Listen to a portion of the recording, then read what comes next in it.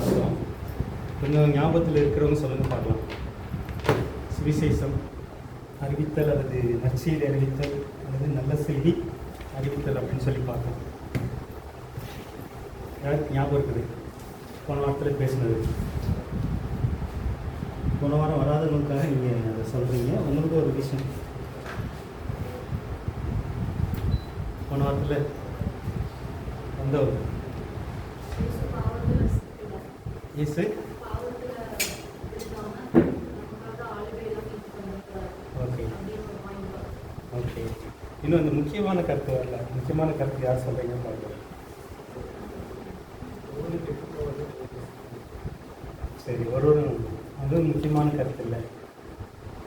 நற்செய்தினா என்ன, நல்ல செய்தினா என்ன, அது முக்கியமான கருத்து என்ன, முக்கியமான இது வரல.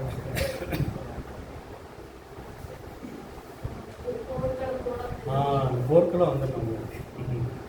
போர்க்களம் தான் அதில் முக்கியமான செய்தின்னு பார்த்தோம். இந்த இவாஞ்சலியோ அப்படின்னு கிரேக்க வார்த்தையில் வந்து அதோடைய மூல கருத்து என்ன அப்படின்னா, இப்போ போர்க்களத்தில் 2 பேர் சண்டை போடுறாங்க, 2 நாட்டுக்காரங்க சண்டை போடுறாங்க. அதில் ஒரு நாட்டுக்காரங்க தோற்றுறாங்க. ஜெயிச்ச நாட்டு தளபதி வந்து நம்ம ஜெயிச்சிட்டோம் அப்படின்னு போய் எங்கே சொல்லணும்?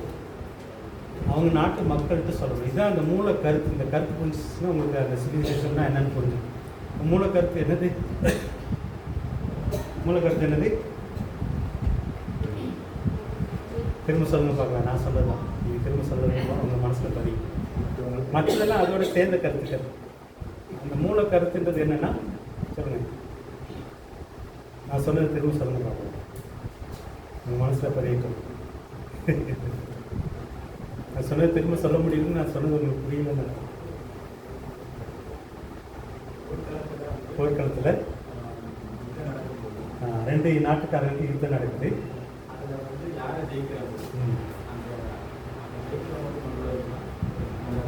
ஜெயிச்ச நாட்டு தளபதி வந்து அதை முக்கியமாக சொல்லணும். நீங்கள் அந்த ஜெயிச்ச 2 தளபதி இருப்பாங்க. எதிரி நாட்டு தளபதி, இந்த நாட்டு தளபதி. இப்போ ஜெயிச்ச நாட்டு தளபதி வந்து செய்தியை ஒருத்தர்கிட்ட சொல்லி அனுப்புகிறார், ஒரு படை வீரன்ட்ட சொல்லி அனுப்புனார். என்ன சொல்லி அனுப்புகிறாரு? அதான் ரொம்ப முக்கியம். நம்ம எதிரியை தோத்துட்டாங்க, நம்ம ஜெயிச்சிட்டோம் அப்படின்னு போய் எங்கே போய் சொல்ல சொல்கிறாரு? மக்கள்கிட்ட, அந்த தன் நாட்டு மக்கள்கிட்ட சொல்ல சொல்கிறார். ஸோ இதுதான் மூல கருத்து. இப்போ இதை பேஸ் பண்ணி தான் நம்ம சத்தியத்தை தெரிஞ்சுக்கிறோம். இதன் அடிப்படையில் நம்ம தெரிஞ்சுக்கிற சத்தியம் என்னது? இப்போ வாங்க அந்த அந்த இதுதான் மூல கருத்து. இந்த இவாஞ்சலியோ சுவிசேஷம் அப்படின்றதோடைய மூல கருத்து அதுதான். இப்போ இதோடு சேர்ந்து நம்ம சத்தியத்தை சேர்த்து பார்க்குறோம். என்ன சத்தியம் பார்த்தோம்? சொல்லுங்க பார்க்கலாம். இப்போ சத்தியத்தை 2 நாடு யார் யார்?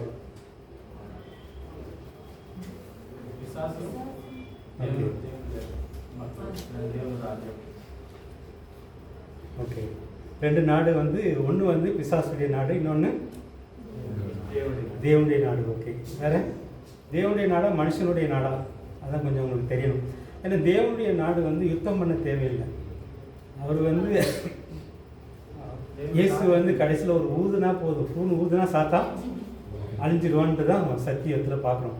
இப்போ தேவனுடைய நாடும் சாத்தானுடைய நாடும் போராட வேண்டிய அவசியம் இருக்குதா? ஏன்னா இதெல்லாம் நம்மளுக்கு அந்த சத்தியத்தை நீங்கள் சேர்த்து பார்க்கும்போது புரிய வேண்டிய ஒரு முக்கியமான கருத்து. இப்போ வந்து தேவனுடைய நாடும் சாத்தானுடைய நாடும் அவங்களுக்கு யுத்தம் நடக்குதா? அப்படி யுத்தத்துக்கே தேவையில்லை. ஏன்னா அவர் தான் எல்லாத்தையும் படைச்சவர். அவர் நினச்சா படைக்கலாம், நினச்சா அழிக்கலாம். அவர் வந்து சண்டை போட்டு தான் ஜெயிக்கணும்னு அவசியம் இல்லை. அப்போது இது இந்த 2 நாடு இப்போ சத்தியம் புரியணும்னு நினைக்கிறேன். ஓகே, தேவபுத்திரர் தான் யார்? சரி, தேவபுத்திரருக்கும்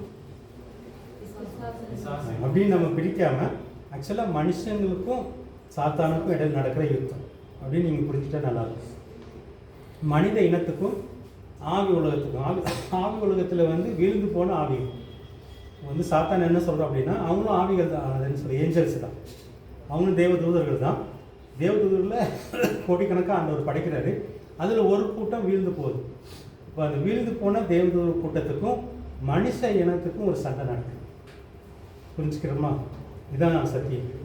இப்போ மனித இனத்துக்கும் தேவதூதர்களில் வந்து விழுந்து போன ஒரு கூட்டத்துக்கும் இடையில ஒரு யுத்தம் நடக்குது. அதான் சத்தியம். ஆனால் மனுஷங்களால் ஏன் இந்த யுத்தம் ஏன் ஆரம்பிச்சது, எதுக்காக இந்த யுத்தம் ஆரம்பிச்சது? யுத்தம்னா வந்து நாட்டை பிடிக்கிறதுக்கு தான் சண்டை போடுவாங்க. அந்த நாட்டை பிடிக்கணும், நம்ம நாடு பத்தாது, இன்னொரு நாடு நமக்கு வந்து சண்டைகள்லாம் அதுதான் நடக்குது. இப்போ யுக்ரைனை வந்து எதுக்கு ரஷ்யா தாக்குது, அதையும் என் நாட்டோட சேர்த்துக்கணும். அதில் இருந்துச்சு, இடையில பிரிஞ்சிச்சு. இப்போ வந்து சண்டை போட்டு இடையில இத்தனை ஒரு 2 வருஷம் சண்டையில் கொஞ்சம் நாட்டெல்லாம் பிடிச்சிட்டாங்க, கொஞ்சம் நகரெல்லாம் பிடிச்சிட்டாங்க. இப்போ வந்து அது ரஷ்யாவுக்கு சொந்தமாகிடுச்சு. திரும்ப யுக்ரைன் அதை கேட்க முடியாது. சண்டை வந்து எதுக்காக நடக்கணும், அந்த இடத்த பிடிக்கணும், எதிரியுடைய இடங்களை பிடிச்சி நம்ம ஆளுகை செய்யணும் அப்படின்றது தான் சண்டையுடைய நோக்கம்.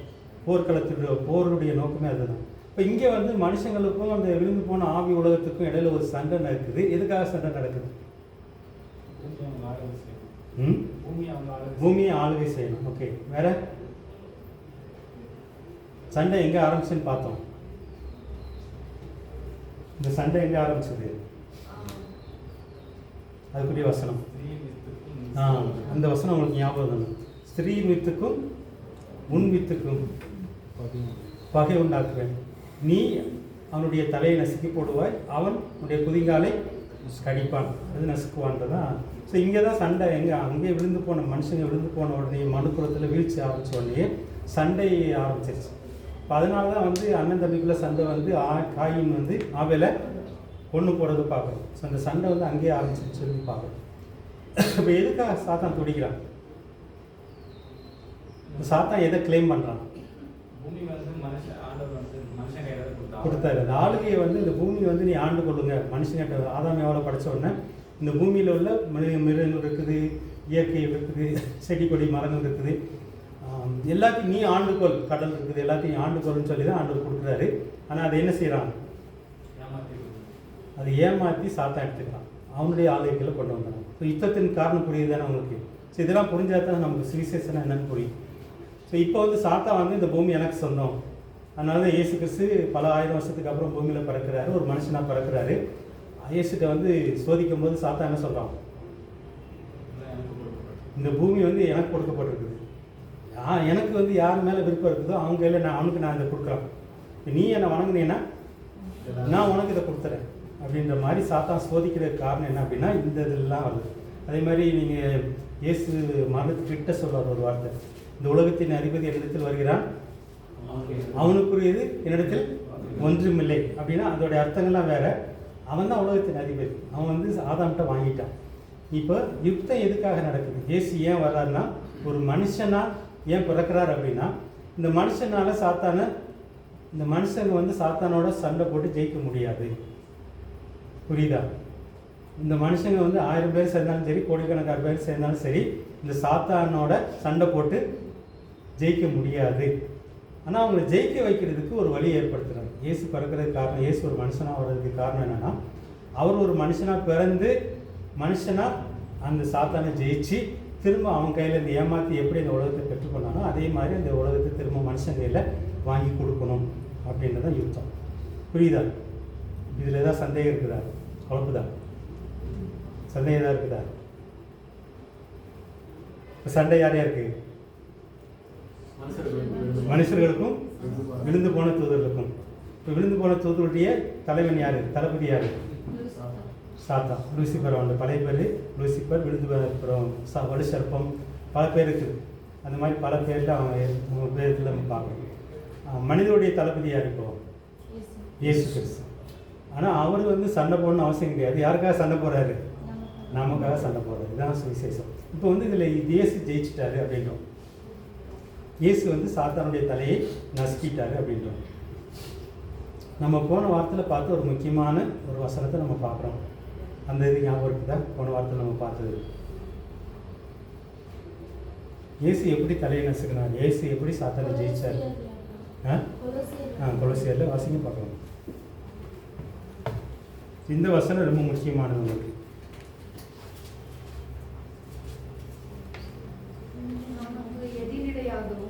கட்டளைகளால் நமக்கு விரோதமாகவும் இருந்த கையெழுத்தை குலைத்து அதை நடுவில் இல்லாதபடிக்கு எடுத்து சிலுவையின் மேல் ஆணி அடித்து துரைத்தனங்களையும் அதிகாரங்களையும் உரிந்து கொண்டு வெளியரங்கமான கோலமாக்கி அவைகளின் மேல் சிலுவையில் வெற்றி சிறந்தார்.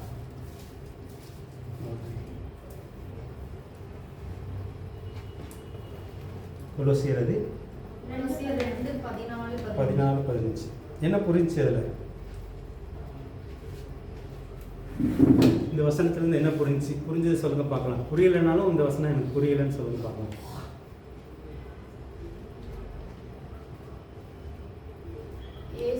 இயேசுவோட இணைஞ்சிருக்கிறவங்களுக்கு வந்து பாவ கணக்கு அந்த லிஸ்ட் எல்லாம் இல்லை. ஓகே, இயேசுவோட சேர்ந்தவங்களுக்கு அந்த பாவ லிஸ்ட் இல்லை. வேற என்ன சத்தியம் புரியுது இல்லை?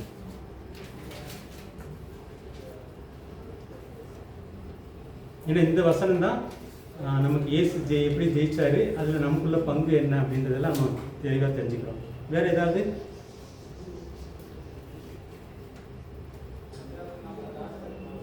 இது வந்து நீங்கள் ஒரு புதிய மொழிபெயர்ப்பில் படிச்சீங்கன்னா யாராவது வாசிங்க பார்க்கலாம். இது இப்படி இருக்கும், இது உங்களுக்கு நல்லா புரியுற மாதிரி இருக்கும்னு நினைக்கிறேன். வாசிங்க பார்க்கலாம். நாம் செய்த குற்றம் குறைகளுக்காக கடவுள் நம்மை தண்டித்திருக்க வேண்டும். ஆனால் இயேசு மேசியா சிலுவை மரத்தில் ஆணியால் அடிக்கப்பட்ட பொழுது நம்மை குற்றவாளிகள் என்று சொல்லும் குற்ற பத்திரிகையிலும் அதே சிலுவை மரத்தில் ஆணியால் அடித்து நமக்கு கிடைக்க இருந்த தண்டனையை அவர் இல்லாமல் ஆக்கிவிட்டார். அது மாத்திரமல்ல, இயேசு மேசியா சிலுவை மரத்தில் அவ்வாறு செய்தவைகள் மூலமாக இதுவரை அதிகாரத்துடன் ராஜாவை போல ஆட்சி செய்து கொண்டிருந்த சுத்தமில்லாத ஆவிகளை கடவுள் பகிரங்கமாக தோற்கடித்தார். ஒரு யுத்தத்தில் வெற்றி பெற்றவர் தோற்றவனுடைய ஆயுதங்களை எல்லாம் எப்படி பிடுங்கிக் கொள்வானோ அவ்வாறே அந்த சுத்தமில்லாத ஆவிகளை கடவுள் தோற்கடித்து இதுவரை மனிதர்களை அழிக்க அவர் பயன்படுத்தி வந்த ஆயுதங்களை எல்லாம் பிடுங்கிக் கொண்டு அந்த ஆவிகளை வெட்கப்படுத்தினார். ஓகே, இயேசு வந்து சிலுவையில் சாகும்போது இதுதான் நடக்குது. ஆனால் இது வந்து நமக்கு வெளிப்படையாக சுவிசேஷத்தில் சொல்லப்படல. ஆனால் நமக்கு பவுலுக்கு இதை வெளிப்படுத்துகிறார். கொலோசியருக்கு பவுல் எழுதும்போது இதை வெளிப்படுத்துகிறார். இதில் முக்கியமான சத்தியம் என்ன அப்படின்னா, இப்போ சாத்தான் வந்து நம்மளை அழிக்கிறதுக்கு அவன் கையில் ஒரு ஆயுதம் இருக்குது.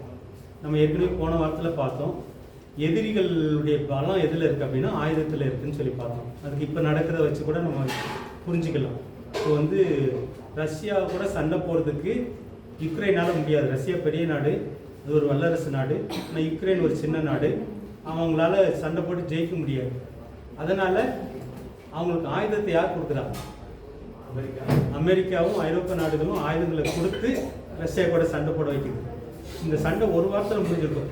ரஷ்யா வந்து உக்ரைனை பிடிச்சிருக்கும் ஒரே வாரத்தில். ஆனால் அவங்களால பிடிக்க முடியாத ஒரே காரணம் இந்த உக்ரைனுக்கு கிடைச்ச ஆயுதங்கள். இப்போ ஆயுதம் தான் ஒரு எதிரிக்கு பலன். அது யார் ஜெயிப்பாங்க அப்படின்னா யார்கிட்ட வளமான ஆயுதம். இன்றைக்கி கூட வந்து அணுகுண்டை வச்சுட்டு ஒருத்தர் பயமுறுத்திட்டு இருக்கிறாங்க. அப்போ வந்து எந்த நாட்டு கையில் வந்து நிறைய அணுகுண்டு இருக்கோ அவங்க தான் பலசாலி அப்படின்ற மாதிரி. இப்போ உங்களுக்கு புரியுதா ஆயுதம் எவ்வளோ முக்கியமானது அப்படின்னு சொல்லி? அப்போ அந்த ஆயுதத்தை பிடிங்காச்சு அப்படின்னா எதிரி தோத்துட்டான்னு அர்த்தம். எதிரி கையில் இருக்கிற ஆயுதத்தை பிடிக்கிட்டோம் அப்படின்னா எதிரி யாரும் ஜெயிக்க முடியாது. அதுக்கப்புறம் அவன் ஆயுதத்தை வச்சு அவனே அடித்து கொண்டுடலாம். ஸோ இதுதான் நம்ம நடைமுறையிலையும் நம்ம தெரிஞ்சுக்கிறோம். இங்கே நடக்கிற ஒரு காரியம் அது. இப்போ சாத்தான் கையில் ஒரு ஆயுதம் இருக்குது அப்படின்னு சொல்லி பார்க்கணும். அது என்ன ஆயுதம்? இந்த வசனத்துக்கு மூலம் என்ன புரியும்? நம்முடைய பாவ லிஸ்ட்டு அவன் கையில் இருக்குது. ஒருவேளை நம்ம லிஸ்ட் மாத்திரம் இல்லை, நம்ம அப்பா அம்மா லிஸ்ட்டோ நம்ம தாத்தா பாட்டி செஞ்ச லிஸ்ட்டோ எல்லாம் நம்ம லிஸ்டெல்லாம் அவன் கையில் இருக்குது. ஆதாமிலேருந்து யார் யார் என்னென்ன பாவம் செஞ்சாங்க அப்படின்ற லிஸ்டெல்லாம் யார் கையில் இருக்குது? சாத்தான் கையில் இருக்குது. இப்போ அந்த இதைத்தான் ஆயுதமாக வச்சு அவன் வந்து கொல்ல பார்க்குறான். அதைத்தான் இவர் பறிச்சுக்கிறாரு அப்படின்னு சொல்லி பார்க்கணும். அப்போ அதனால தான் இதில் குற்றப்பத்திரிக்கைன்னு வருது. வந்து ஒருத்தனுக்கு தண்டனை கொடுக்கணும் அப்படின்னா என்ன செய்யணும்னா அவன் கையில் குற்றப்பத்திரிக்கை வரும். இவன் இந்த தப்பை செஞ்சான், இந்த தப்பு இவன் செஞ்சது நிரூபிக்கப்பட்டது அப்படின்னு சொல்லி ஒரு லாயர் வந்து கோர்ட்டில் அதை ப்ரூவ் பண்ணாருன்னா அவனுக்கு தண்டனை கொடுக்க முடியும். அதனால இதில் குற்றப்பத்திரிக்கைன்னு சொல்லி பார்க்கணும். நம்ம செஞ்ச தப்பு, நம்ம செஞ்ச குற்றங்களுடைய பட்டியல் யார் கையில் இருக்குது? சாத்தான் கையில் இருக்குது. அதை அவர் பிடுங்கி எடுத்துட்டாரு அப்படின்னு சொல்லி பார்க்கணும். இதில் ஏதாவது குழப்பம் இருக்குதா? புரியுதா? இப்போ நம்ம நல்ல செய்தின்னு ஒருத்தர் சொல்லும்போது இது நம்ம இது மட்டும் இல்லை. மாற சொல்லும்போது சொன்னால் தேவனுடைய பிள்ளைகளுக்கும் விழுந்து போன தூதருக்கும். இது வந்து தேவனுடைய பிள்ளைகளுடைய குற்றப்பத்திரிக்கை மாத்திரம் அவர் எடுத்தாரா, இல்லை எல்லாருடைய குற்றப்பத்திரிக்கையும் அவர் எடுத்துட்டாரா, பிடிக்கிட்டாரா? எல்லாருடைய. ஆதாமிலேருந்து நம்ம காலகட்டம் இன்னும் வரப்போகிற காலகட்டங்களில் எத்தனை சந்ததி வந்தாலும் சரி எல்லாருடைய. ஏன்னா ஆதாம் எப்படி மனுஷனுக்கு எல்லாம் மனுஷ இனத்துக்கே அவன் தான் தலைன்னு பார்க்கணும். அதே மாதிரி இயேசு வந்து கடைசி ஆதாம் ஏன் சொல்கிறோம் அப்படின்னா, இயேசு வந்து அதுக்கு அப்புறம் தலையாக ஆண்டவர் கொடுக்குறாரு.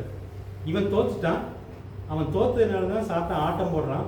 ஆனால் நான் என் மகனை அனுப்பி ஜெயிக்க வைக்கிறேன், அவன் ஆட்டத்தை நான் முடிக்கிறேன் அப்படின்றதான் சத்தியம். புரியுதா? அப்போ இயேசு வந்து மனித இனத்தின் ஒரு தலைவராக, ஒரு தலையாக அவர் பிறந்து கடைசி ஆதாம்னு சொல்லி பார்க்குறோம். அவர் பிறந்து இந்த யுத்தத்தை செய்கிறாரு. இந்த யுத்தத்தில் வந்து இயேசுவை சிலுவையில் அடிக்கும்போது இந்த காரியத்தை அவர் செய்கிறான்னு சொல்லி பார்க்குறோம். நம்ம மேலேருந்து எல்லா குற்றத்தையும், குற்றப்பட்டியலையும் அல்லது நம்முடைய பாவ கணக்குகளை இயேசு வந்து சிலுவையிலே ஆணி அடித்தார் அப்படின்றதான் இந்த வசனம் சொல்லுது. இதில் ஏதாவது சந்தேகம் இருக்குதா? நல்ல செய்தினா என்ன இப்போ சொல்லுங்க பார்க்கலாம். இந்த வசனத்தை அடிப்படையில் நல்ல செய்தினா என்ன? நமக்கு கிடைச்ச நல்ல செய்தி என்ன?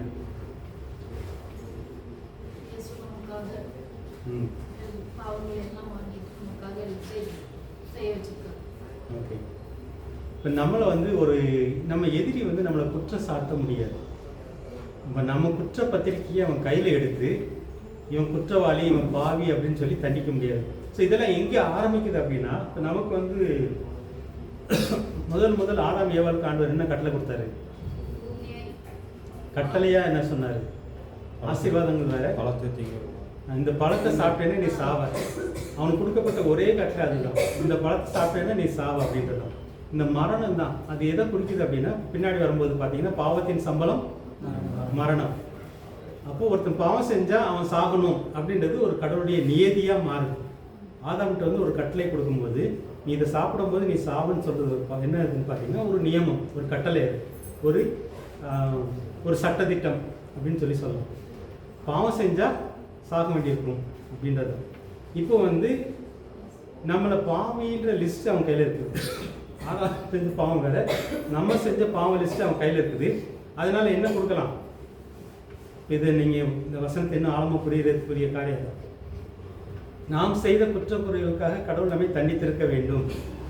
இப்போ நம்ம பாவி, ஆனால் நமக்கு என்ன தண்டனை கொடுக்கணும்? பாவத்தின் சம்பளம் மரணம். ஆனால் நமக்கு வந்து பாவத்துக்கு, நம்ம செஞ்ச பாவத்துக்கு நமக்கு என்ன தண்டனை கிடைச்சிருக்கணும்? மரண தண்டனை கிடைச்சிருக்கணும். ஆனால் அது கிடைக்கல. அதை வந்து ஆண்டவர் மாத்துறார். நான் வந்து இவங்க பாவத்தை நான் சுமந்துக்கிறேன், நான் என் உயிரை கொடுக்குறேன், இவங்களுக்காக நான் சாகிறேன், இந்த மனித இனத்துக்காக நான் இயேசு சிலுவையில் செஞ்சதுடைய அர்த்தம் என்ன அப்படின்னா, இந்த ஆதாமிலிருந்து மனுஷங்க செஞ்ச எல்லா பாவத்துக்காகவும் நான் சாகிறேன்.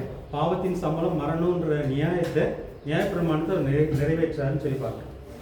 இந்த சத்தியம் புரிஞ்சாதான் நல்ல செய்தின்றது புரியும், இல்லைன்னா புரியுறது கொஞ்சம் கஷ்டம். இப்போ இயேசு சாகும்போது என்ன சொல்கிறாங்கன்னா, மனுஷங்க எல்லாம் பாவம் பண்ணிட்டாங்க, அவங்களுக்கு என்ன தண்டனை கொடுக்கணும்? மரண தண்டனை கொடுக்கணும். ஆனால் அந்த மரண தண்டையை நான் ஏற்றுக்கிறேன் அப்படின்னு இயேசு சொல்கிறாரு. அதனால தான் நமக்கு தண்டனையிலேருந்து நம்ம தப்பிக்கிறோம். பாவத்தின் சம்பளம் மரணன்ற பிரமாணத்துக்கு நம்மளை தப்பிக்க வைக்கிறான்னு சொல்லி பார்க்கணும். அது மாத்திரம் இல்லை, நம்மளுடைய பாவ லிஸ்ட்டை அவன்கிட்ட பறிச்சுக்கிறார். நம்முடைய குற்றம், நம்ம செய்த குற்றத்தின் அந்த லிஸ்ட் என்னென்ன இருக்குதோ, நம்ம தெரிஞ்சு செஞ்சுருப்போம், தெரியாமல் செஞ்சுருப்போம், போய் சொல்லியிருப்போம், எல்லாமே பறிச்சுக்கிறார். சரி, உலகத்தில் உள்ள எல்லா மக்கள் செஞ்ச பாவ லிஸ்ட்டையும் அவன் சாத்தான் கையிலேருந்து இயேசு பறிச்சுக்கிட்டார். அப்புறம் ஏன் இன்னும் மக்கள் சாகுறாங்க? அவனுடைய இருக்கிறாங்க. அப்புறமே எல்லாரும் ரட்சிக்கப்படலை. சரி, அப்படி அந்த கேள்விக்கு யோசிச்சு பாருங்க. இதில் ரட்சிப்பது எங்கே வருது? இப்போ நல்ல செய்தின்னு சொல்கிறோம். இப்போ வந்து பாவத்தின் சம்பளம் மரணம், நம்ம எல்லாம் பாவம் செஞ்சனால நமக்கு மரணம் வந்து தண்டனையாக கிடைக்க போகுது. ஆனால் இயேசு அந்த தண்டனை ஏற்றுக்கிட்டாரு அப்படின்னு சொல்கிறது தான் நல்ல செய்தி. ஆனால் எல்லா மக்களுக்கும் இந்த ரட்சிப்பு கிடைக்காததுக்கு காரணம் என்ன? விசுவாசம். இது உங்களுக்கு புரியும். ஒரு பக்கம் இயேசு எல்லாத்தையும் செஞ்சுட்டாரு, ஆனால் ஏன் எல்லாரும் ரட்சிக்கப்படலை அப்படின்ற கேள்விக்கு பதில் என்ன அப்படின்னா, எல்லாருக்குமே இந்த விசுவாசம் இல்லை, வர்றதில்லை. இந்த செய்தியை நம்ம எல்லாத்துட்டையும் சொல்லுவோம், ஆனால் எல்லாரும் ஏற்றுக்குவாங்களா? இது ஒரு கதை மாதிரி சொல்லுவாங்க. இது ஒரு கதை தானே, இது உங்களுடைய கதை, கிறிஸ்தவனுடைய கதைன்னு சொல்லுவாங்க. அப்படி அவங்க சொல்லும்போது அவங்களுக்குள்ள என்ன வராது? இந்த ஆயுதம் வந்து இப்போ வந்து அவர் வந்து செஞ்சிட்டாரு, இருந்தாலும் அந்த ஆயுதத்தை பறித்து எடுத்ததை நான் அறிக்கையிடும். இப்போ அந்த விசுவாச அறிக்கை ஒருத்தனுக்கு ரட்சிப்பு எப்படி கிடைக்கும் அப்படின்னா, இயேசு இந்த சிலுவையில் செஞ்சதை இருதயத்தில் விசுவாசிக்கணும், வாயினாலே அறிக்கை செய்யணும். இந்த 2 காரியம் நடந்தால் தான் இந்த ஆயுதம் வந்து இவனுக்கு எதிராக வேலை செய்யாமல் இருக்கும்.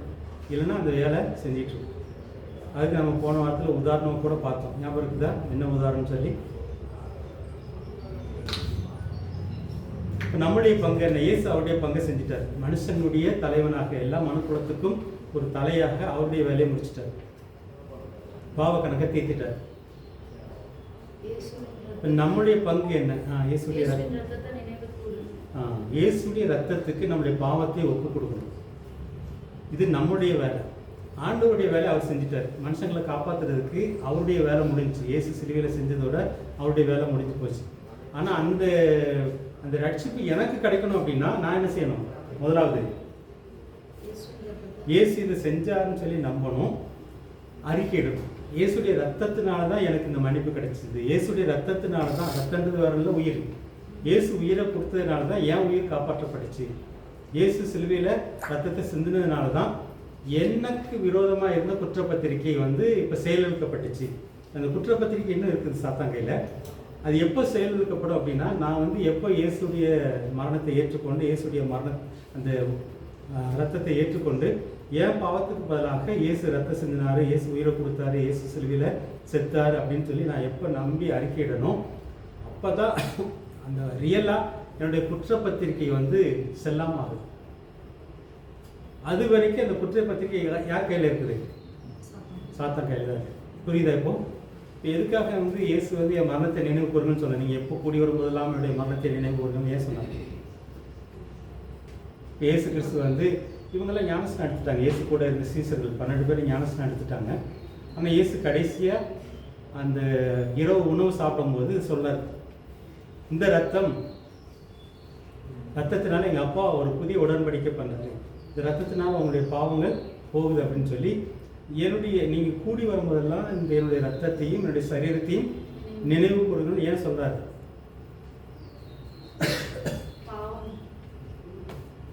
அந்த குற்றப்பத்திரிக்கை வந்து செல்லாமல் ஆக்கணும். அந்த குற்றப்பத்திரிக்கை வந்து நீங்கள் செல்லாமல் ஆக்குறதுக்கு நீங்கள் செய்ய வேண்டிய ஒரு கடமை தான் இயேசுடைய ரத்தத்துக்கு நம்ம ஒப்பு கொடுக்கு. நிறைய பேர் வந்து இந்த ராப்போஜனத்தை அல்லது ரத்தோடைய மேசைன்னு சொல்லுவோம் மலையாளத்தில், வேற என்ன தமிழில் பல பேர் இருக்குது. இங்கிலீஷில் வந்து கம்யூனியன்னு சொல்லுவாங்க. வெட்டுக்குருமால் வந்து இயேசுடைய மரணத்தை நினைவு கூறுகிற சடங்கு அப்படின்னு சொல்லி சொல்கிறோம். சொல்லி திருவிருந்து அப்படின்னு பல பேர் இருக்குது. இது எதுக்காக அவங்க நியமிக்கிறார் அப்படின்னா இந்த வேலைக்கு தான். ஆனால் இது வந்து நிறைய பேர் செய்கிறதில்லை, அந்த அர்த்தத்தோடு செய்கிறதில்லை. இப்போ வந்து நம்ம வந்து இந்த மாதம் முடிய போகுது, மார்ச் மாதம் முடிய போகுது. ஒருவேளை மார்ச் மாதம் சில சர்ச்சில் வந்து மாதத்தில் முதல் ஞாயிற்றுக்கிழமை வச்சுருப்பாங்க, சில சர்ச்சில் வந்து எல்லா ஞாயிற்றுக்கிழமை இருக்கும், சில சர்ச்சில் டெய்லியும் வைக்கிறவங்க இருக்கிறாங்க. இது வந்து நீங்கள் எப்போல்லாம் கூடி வரீங்களோ அப்போலாம் செய்யுங்கன்றது தான். இப்போ மார்ச்சில் முதல் ஞாயிற்றுக்கிழமை நம்ம ஒப்பு கொடுத்துட்டோம். அதுக்கப்புறம் தப்பு செய்யாமல் இருந்திருப்போமா? சிந்தையில், பேச்சில், செயலில் ஏதாவது வந்திருக்கும். நமக்கு தெரியாமலே நிறைய தவறுகள் நம்ம வாழ்க்கையில் வந்திருக்கும். இப்போ அந்த அந்த அந்த அடுத்த லிஸ்ட்டை எழுதிட்டே இருப்போம். அதனால் இரவும் பகலும் குற்றம் சாட்டுகிறோன்னு சொல்லி சாத்தானுக்கு இன்னொரு பேர் வந்து இரவும் பகலும் குற்றம் சாட்டுவேன் அப்படின்னா அவன் கணக்கு வச்சுட்டே இருக்கிறான். நைட்டில் என்ன செஞ்ச, பகலில் என்ன செஞ்ச லிஸ்ட்டு வச்சுட்டே இருக்கிறான். இப்போ அந்த லிஸ்ட்டை இல்லாமல் ஆக்குறதுக்கு ஆண்டவர் என்ன சொல்கிறார் அப்படின்னா, நீங்கள் கூடி வரும்போது என்னுடைய மரணத்தை நினைவு கூறுங்க, என்னுடைய ரத்தத்தை நினைவு கூறுங்க, என்னுடைய சரீரத்தை நினைவு கூறுங்கன்னு சொல்கிறார். இப்போ அப்பப்போ நீங்கள் வந்து இந்த கணக்கை செட்டில் பண்ணிகிட்டே இருக்கணும். இது நம்மளுடைய பங்கு. அவர் வந்து ஃபுல்லாக செட்டில் பண்ணிட்டார் சிலுவையில். ஆனால் நம்முடைய வேலை என்ன அப்படின்னா, நம்ம அப்பப்போ செட்டில் பண்ணிகிட்டே இருந்தால் தான் அவன் கையில் லிஸ்ட்டு வந்து இல்லாமல் ஆக்குறோம், செல்லாமல் ஆக்குறோம். அவன் கையில் இருக்கிற அந்த பாவ லிஸ்ட்டை, குற்ற லிஸ்ட்டை வந்து, குற்ற பத்திரிகையை வந்து நம்ம செல்லாமல் ஆக்குறோம். இது நம்முடைய பங்கு அப்படின்னு சொல்லி தெரிஞ்சுக்கிறோம். வேறு ஏதாவது இல்லை சந்தேகம் இருக்குதா? இது வந்து சபைக்கு சேர்ந்ததுக்கப்புறம். ஆனால் முதல்ல ஒருத்தர் வரும்போது இதை நம்பினா போதும். நம்பிட்டு இதயத்தில் முழுமையான ஒரு நம்பிக்கை வரணும், வாயில் அறிக்கையிடணும். ஞானஸ்நானத்தில் வந்து இதை நமக்கு சொல்லுவோம், வேறு ஒன்றும் கிடையாது. இது வரைக்கும் என் வாழ்க்கையில் வந்த பாவ லிஸ்ட்டு, பாவத்தின் குற்றப்பத்திரிக்கை வந்து இயேசு இல்லாமல் ஆக்கினார் சிலுவையில் சாகும்போது. இப்போ நான் வந்து இயேசுக்குள்ள ஒரு புதிய சிருஷ்டி, நான் ஒரு புதிய ஆள் அப்படின்னு சொல்லி அறிக்கையிடணும். அதை அறிக்கையிட்டதுக்கப்புறம் தான் ஞானஸ்நானமும் கொடுக்குறோம். அந்த தண்ணியில் முக்கும்போது என்ன சொல்கிறோம் அப்படின்னா, இந்த லிஸ்ட் இல்லாமாச்சு. இது வரைக்கும் என் வாழ்க்கையில் ஏற்பட்ட எல்லா கணக்கும் தண்ணிக்குள்ளே இயேசுவோடு கூட மரணத்தில் அடக்கம் பண்ணப்படுகிறது அப்படின்னு சொல்கிறோம். அப்புறம் அவன் தண்ணியிலேருந்து இருக்கும்போது என்ன சொல்கிறோம், இவன் இப்போ புது ஆள், இயேசுக்குள்ள ஒரு புதிய ஆள். இவன் பழைய லிஸ்டெல்லாம் இவன் கையில் எதுவும் இல்லை. பழைய லிஸ்ட்டை வச்சு இவன் எதுவும் நீயே செய்ய முடியாதுன்னு சொல்லி நம்ம ஆவி உலகத்துக்கு அறிக்கையிடுறோம். பாஸ்டர் வந்து ஒருத்தருக்கு ஞானஸ்நானம் கொடுக்குறாரு அப்படின்னா இது எல்லாமே இதில் அடங்கியிருக்குது. இந்த சுவிசேஷம் அப்படின்றதுக்குள்ளே இதெல்லாம் அடங்கியிருக்கு.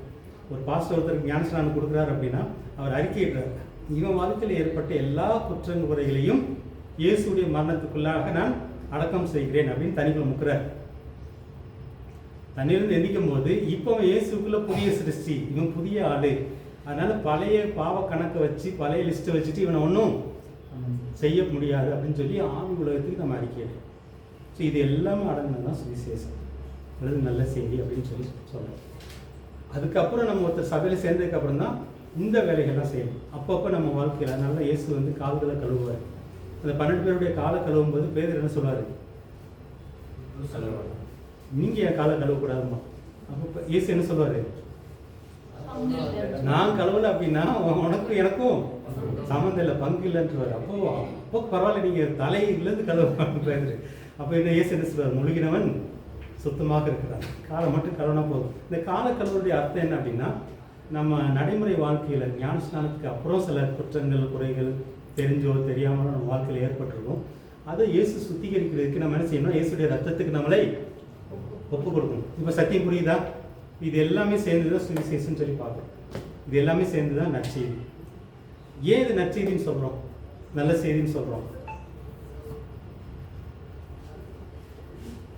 நீங்கள் அப்பப்போ அறிக்கிட்டே இருக்கணும். சில நேரத்தில் வந்து சாத்தான் வந்து செஞ்ச குற்றத்தை திரும்ப குத்தி காட்டிகிட்டே இருப்போம்.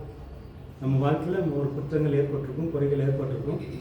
அதை நீங்கள் ரத்தத்துக்கு ஒப்பு கொடுக்காத வரைக்கும் அவன் கையில் அது ஆயுதம் வேலை செஞ்சுட்டே இருக்கும். அதனால தான் நீங்கள் ரத்தத்துக்கு ஒப்பு கொடுத்துட்டீங்கன்னா உங்கள் மனசு சுத்தமாயிடும். அதுக்கப்புறம் வந்து உங்கள் மனசை குத்த முடியாது அவன். ஆனால் நீங்கள் ஒப்பு கொடுக்காத வரைக்கும் அந்த குத்தம் குத்திகிட்டே இருக்கும். புரியுதா? ஏன் மனசாட்சியில் ஒரு குத்துதல் ஏற்படுதுன்னு. இன்றைக்கி நீங்கள் போய் செய்ய வேண்டியதை நீங்கள் தனியாகவும் செய்யலாம், சபையில செய்யலாம். சபையில் ஏன் செய்யணும் அப்படின்னா, சபையில் மற்றவங்களுக்கு விரோதமாக நான் ஏதாவது தப்பு பண்ணியிருந்தேன்னா, மற்றவங்க கெட்டு போகிறதுக்கு, மற்றவங்கள கெடுக்கிறதுக்கு, அதாவது மற்றவங்க அழிகிறதுக்கு விரோதமாக நான் ஏதாவது செஞ்சுருப்பேன் அப்படின்னா அவங்ககிட்டையும் நம்ம ஒப்புரவாகும். அதுதான் முக்கியம். தனிப்பட்ட குற்றங்களுக்கு நீங்கள் தனிப்பட்ட விதத்தில் தெய்வத்தில் அறிக்கையிட்டாலே போதும்.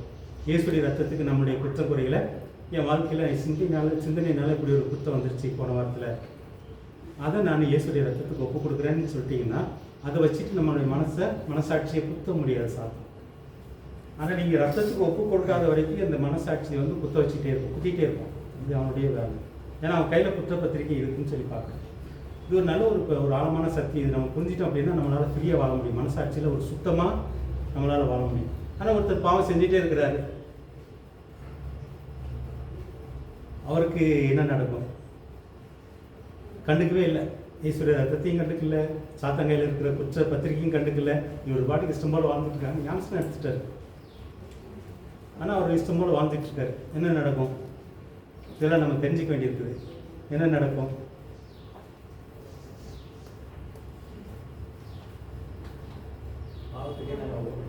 பாவத்துக்கு தன்னை ஒப்பு, அல்லது சாத்தாங்கையில் அவர் தன்னை ஒப்பு கொடுக்குறாரு. அதனால தான் நம்ம கொரிந்தி சபையில் ஒருத்தர் இப்படி இருந்தார். அவர் வந்து சபைக்கு வராரு, ஆனால் சபைக்கு வந்துட்டு ஒரு பாவம் செஞ்சுட்டு இருக்காரு. இப்போ பவுல் என்ன சொல்லுவார் அப்படின்னா, அவனை வந்து சாத்தாங்கையில் ஒப்பு கொடுத்துடலாம், அவனுடைய சரீரத்தை ஒப்பு கொடுத்துடலான்ட்டு. சாத்தானால வந்து நம்மளுடைய உடம்பத்தை தொட முடியும். உடம்பு தொடர்றதுக்கும் ஆண்டோடைய அனுமதி வேணும். சாத்தானால உடம்பத்தை தொட முடியும், அது ஒப்பு கொடுத்துடலாம். கடைசியில் இயேசு வரும்போது அவனுடைய ஆவியால் காப்பாற்றப்படும்னு சொல்லுவார். ஆனால் அவன் திருந்திடான். கொரிந்தி சபையில் ஏற்பட்டு ஒரு தனிநபர் பற்றி தான் சொல்லுவேன். அதனால் வந்து இப்போ நீங்கள் வந்து ரத்தத்துக்கு ஒப்பு கொடுக்கல, நீங்கள் ஞானஸ்நானம் எடுத்துட்டீங்க, அதுக்கப்புறம் நீங்கள் வந்து தப்பு பண்ணுறீங்க, பாவம் பண்ணுறீங்க, ஆனால் ரத்தத்துக்கு அதை உங்களை ஒப்பு கொடுக்கல. அந்த பாவத்தை நீங்கள் ரத்தத்துக்கு திரும்ப ஒப்பு கொடுக்குன்னா அந்த பாவத்தை சொல்லி ஒப்பு கொடுக்கணும். நான் இப்படி செஞ்சேன், அதனால் அந்த ஒரு குறிப்பிட்ட அந்த பாவம் சும்மா பொதுவாக சொல்ல முடியாது, என் பாவத்தெல்லாம் ஒப்பு கொடுக்குறேன் அப்படின்லாம் சொல்ல முடியாது. இந்த பாவத்தை நான் இந்த இயேசுடைய ரத்தத்துக்கு, இந்த பாவத்தை இயேசுடைய ரத்தம் கழுவும், இந்த பாவத்துக்காகவும் இயேசு சிலுவையில் மரித்தார் அப்படின்னு சொல்லி குறிப்பிட்டு நம்ம ஒப்பு கொடுக்கும்போது அது நம்மளை கழுவும், நம்மளுடைய மனசாட்சியை சுத்தம் பண்ணும். அப்படி ஒப்பு கொடுக்காத பட்சத்தில் யாருக்கு இடம் கொடுக்குறோம்? சாத்தானுக்கு இடம் கொடுக்குறோம். இதான் நீங்கள் நம்ம புரிஞ்சிக்க வேண்டிய சத்தியம் இருக்கும். அது அவன் என்ன செய்ய போகிறான், அவன் உடம்பை செய்வானா, ஆவி ஆத்மாவை செய்வானா, அது நம்ம அடுத்தது. ஆனால் சாத்தானுக்கு நம்ம மேலே ஒரு குடி வந்துடும். நம்ம வந்து அப்படி இருந்தோம், ரத்தத்துக்கு ஒப்பு கொடுக்காத பாவங்கள் குற்றம் குறைகள் நம்முடைய வாழ்க்கையில் இருந்துச்சு அப்படின்னா சாத்தானுக்கு நம்ம மேலே ஒரு குடி இருக்குதுன்னு அர்த்தம். அவன் எப்படியாவது எதை வச்சா நம்மளை பிடிக்கலாம், அவன் சிந்தையை பிடிக்கலாம், உணவு பிடிக்கலாம், குடும்பத்தை பிடிக்கலாம். அவனுக்கு ஒரு சின்ன ஓட்டை கிடைச்சா போதும். அதனால தான் அவன் வந்து எவனை விழுங்கலாமோ என்று வகை தேடி சுற்றி திரிக்கிற. இந்த வகைன்றது என்னன்னு புரியுது அவனுக்கு. இவன் வாழ்க்கையில் எங்கே ஓட்டை இருக்குதுன்னு பார்த்துட்டே இருக்கான். இவன் வாழ்க்கையில் எங்கே ஓட்டை இருக்குது, அந்த ஓட்டை மட்டும் கிடைச்சா, சின்ன ஓட்டை கிடைச்சா போதும். அதனால தான் ஊசி என்ன சொல்லுவாங்க, ஒட்டகத்துக்கு ஒரு ஒட்டக கதை சொல்லுவாங்க. ஒரு ஒட்டகம் மேய்க்கிறவனு ஒட்டகம் போகிறாங்க, போகிற இடத்துல வந்து ரொம்ப பொழுது அந்த ஒரு ட்ரெண்டு போட்டு அந்த ஒட்டகம் மேய்க்கிறவன் வந்து அதுக்குள்ளே நல்லா தூங்கிட்டு இருக்கிறான். இப்போ ஒட்டகம் வந்து சொல்லுது, நான் கொஞ்சம் கால் மட்டும் வச்சுக்கிறேன், தலையை மட்டும் வச்சுக்கிறேன்னு உள்ள வரும். அதுக்கப்புறம் கால் மட்டும் வச்சுக்கிறேன்னு வரும். அப்புறம் கடைசியில் அவனை வெளியே தள்ளிட்டு ஒட்டகம் உள்ளே செட்டில் ஆகிடும். அதே மாதிரி தான் சாத்தானுடைய வேலை. இப்போ அவனுக்கு வந்து கொஞ்சம் எங்கே இடம் கிடைக்குதுன்னு பார்ப்பான், அதை வச்சுட்டு உள்ளே லேசாக ஒரு விரல் வெளியில் வருவான். இந்த சாத்தானுக்கு இடம் கொடாதிருங்கள் அப்படின்னு ஒரு வசனம் இருக்குது, இப்போயே நினைக்கிறேன். இதெல்லாம் இதை தான் சொல்லுது. அவனுக்கு வந்து நம்ம இடம் கொடுத்துட்டோம் அப்படின்னா அவன் கொஞ்சம் கொஞ்சமாக நம்மளை திரும்பவும் அவனுடைய ஆளுகைகளை கொண்டு போவான்றது தான் சத்தியம். புரிஞ்சா? ஆனால் நம்ம தப்பு பண்ணுவோம், ஆனால் அதை இயேசுடைய ரத்தத்துக்கு ஒப்பு கொடுக்கணும். அது தனிப்பட்ட ஆண்டவருக்கும் நமக்கும் இடையிலான தவறுகளாக இருந்துச்சுன்னா தனிப்பட்ட விதத்தில் நீங்கள் கொடுக்கலாம். ஆனால் இன்னொருத்தருக்கு விரோதமாக நம்ம செஞ்சுருப்போம் அப்படின்னா அவங்கள விட்டுருவோம். ஒருத்தருடைய வாழ்க்கை கெட்டு போகிறதுக்கு, நஷ்டம் வர்றதுக்கு நான் காரணமாக இருந்தேன் அப்படின்னா நிச்சயம் அவங்கள்ட்ட போயிட்டு மன்னிப்பு கேட்கணும். கேட்டால் தான் அந்த கணக்கு செட்டில் ஆகும்னு சொல்லி பார்க்கணும். ஸோ இதெல்லாம் வந்து இந்த நற்செய்திக்குள்ளே இருந்தால், நற்செய்தின்னு சொன்னால் கூட இயேசு இதெல்லாம் செஞ்சால் கூட இயேசு செஞ்சதெல்லாம் நமக்கு நல்ல செய்தி, ஆனால் நம்முடைய பங்கு அதில் இருக்குது. இயேசு எல்லாம் செஞ்சுட்டார் அப்படின்னு சொல்லிட்டு நான் இஷ்டம் போல் வாழ முடியாது. இயேசு என் பாவத்துக்காக செத்துட்டார் அப்படின்னு சொல்லிட்டு நான் இஷ்டம் போல் வாழ முடியாது அப்படின்றத நம்ம பார்க்கணும். நம்முடைய பங்கு என்ன, நம்முடைய பங்கை நம்ம சரியாக செய்யலை அப்படின்னா சாத்தானுக்கு இடம் கொடுக்குறோன்னு புரிஞ்சுக்கிறோம். அவன் திரும்ப அந்த லிஸ்ட்டை திரும்ப ரிவைவ் பண்ணிடுவோம். அவன் கைக்கு நம்ம லிஸ்ட்டை கொடுக்குறோன்னு அர்த்தம். அதில் லிஸ்ட்டில் இன்னும் கொஞ்சம் காரியங்களை ஆட் பண்ணுறோன்னு அர்த்தம். இதில் ஏதாவது சந்தேகம் இருக்கா? இதை நம்ம போன வாரம் பார்த்தது. யுத்த காலத்தில் இயேசு ஜெயிச்சிட்டாரு. இயேசு நமக்கு ஒரு கேப்டனாக இருந்து அந்த ஜெயத்தை வாங்கி கொடுத்துருக்கிறாரு. அந்த ஜெயத்தில் நம்ம நடக்கணும். அந்த வெற்றியிலே நம்ம நடக்கிறதுக்கு இயேசுடைய ரத்தம் ரொம்ப முக்கியம். ரத்தத்துக்கு ஒப்பு கொடுத்தல் ரொம்ப முக்கியம். இயேசுடைய ரத்தத்தை நம்ம அசட்டை பண்ணும்போது திரும்ப அவன் கையில் இருக்கிற குற்றப்பத்திரிக்கைக்கு நம்ம கொஞ்சம் இடம் கொடுக்குறோம். அதனால் நம்ம வாழ்க்கையில் அவனுக்கு இடம் கிடச்சிச்சு அப்படின்னா அவன் திரும்பவும் நம்ம வாழ்க்கையை அழிப்பதற்கு, ஒருவேளை நித்திய ஜீவன் எடுக்க முடியாமல் இருக்கலாம், நம்மளுடைய வாழ்க்கையை அழிப்பதற்கு அவனுக்கு இடம் கொடுக்குறோன்னு புரிஞ்சுக்கலாம். இல்லை ஏதாவது சந்தேகம் இருக்குதா? எதாவது கேட்க விரும்புறீங்களா? தாராளமாக கேட்குங்க. ஏதாவது சந்தேகம் இருந்துச்சுன்னா ப்ளீஸ் கேளுங்க, மனசுக்குள்ளே வச்சுக்க வேண்டாம். எதுனாலும் கேட்கலாம். நீங்கள் நம்ம அடுத்ததுக்குள்ளே போகிறோம். ஒன்று யுத்தத்தில் மனுஷனுடைய தலைவனாக இயேசு இருந்து ஒரு வெற்றியை பெற்றுக் கொடுக்குறார் சாத்தான்கிட்ட. அந்த வெற்றியில் நம்ம வாழணுன்றது அவருடைய ஆசை. இதுதான் நல்ல செய்தி. சுருக்கமாக சொல்ல போனால் கேளுங்க. ஏதோ ஒரு உள்ள ஒருத்து வருது, கேளுங்க. செந்தில் பாஸ்டர் கேட்குறது தவறா? இல்லை தப்பெல்லாம் நீங்கள் ஒன்றும் அப்படியே யோசிக்க வேண்டாம். எதுனாலும் கேட்கலாம். சந்தேகம் தீரணும், அதுதான் முக்கியம். இப்போ ஜாதியை தான் பிசாசு ஒரு இது வச்சுருக்கோம். அப்போ அது மூலமாக நம்ம சுவிசேஷத்தை நிறைய தடை வருது. அது ஒரு யுத்தமாக தான் அது. அப்போ இன்றைக்கி நிறைய ஊழியங்கள் அப்படி தான் இருக்குது. அது சரியாக ஜாதினா எனக்கு என்ன புரியல. இவங்க என்ன கோத்திரம், என்ன ஜாதி, இவங்க இப்படி தான் இருக்காங்க அப்படின்னு பிரித்து பார்க்குறது, அப்படி செய்கிறது. அது ஒரு எப்படி தெரியல. இது வந்து முக்கியமாக வந்து என்ன சொல்ல வருது, இது வந்து ஒரு இப்போ இருக்கிற சபைக்கு வந்து அந்த புரிதல் இல்லை. இப்போ வந்து ஜாதியை பற்றி சொல்லுவாங்க, குடும்பத்தை பற்றி சொல்லுவாங்க. இது வந்து நார்மலாக நடக்குது. இது ஒரு நம்ம மனுஷங்க வந்து வீழ்ந்து போயிட்டாங்கன்றதுக்கு ஒரு அடையாளம் தான் இது. இப்போ வந்து இந்த ஜாதி, ஏன் ஜாதி நல்ல ஜாதி, இந்த ஜாதி ரொம்ப மோசமான ஜாதி, இவங்க இப்படி தான் பண்ணுவாங்க அப்படின்ற மாதிரி. இது வந்து மற்றவங்க சொன்னால் கூட பரவாயில்ல, ஆனால் கிறிஸ்தவ சபையே வந்து சொல்கிறது தான் கஷ்டம். ஒரு சபையே ஒரு சமுதாயத்தை பார்த்து இப்படி சொல்லக்கூடாது. ஏன் சொல்லக்கூடாது? இது வந்து சபையோ அது இப்படி சொல்கிறவங்க வந்து அந்த சமுதாயத்துக்கு இடர்லாம் இருக்கிறாங்கன்னு வச்சுக்கலாம். அப்படி சொல்லக்கூடாது. ஏன் சொல்லக்கூடாது? ஓகே, சமுதாயத்தில் பெரும்பான்மையானவங்களை வச்சுக்கிட்டு அந்த சமுதாயமே அப்படின்னு சொல்லக்கூடாது. நம்ம இந்த பாடம் எங்கே படித்தோம்? ஒரு இடத்துல படிச்ச ஞாபகம் இருக்கு.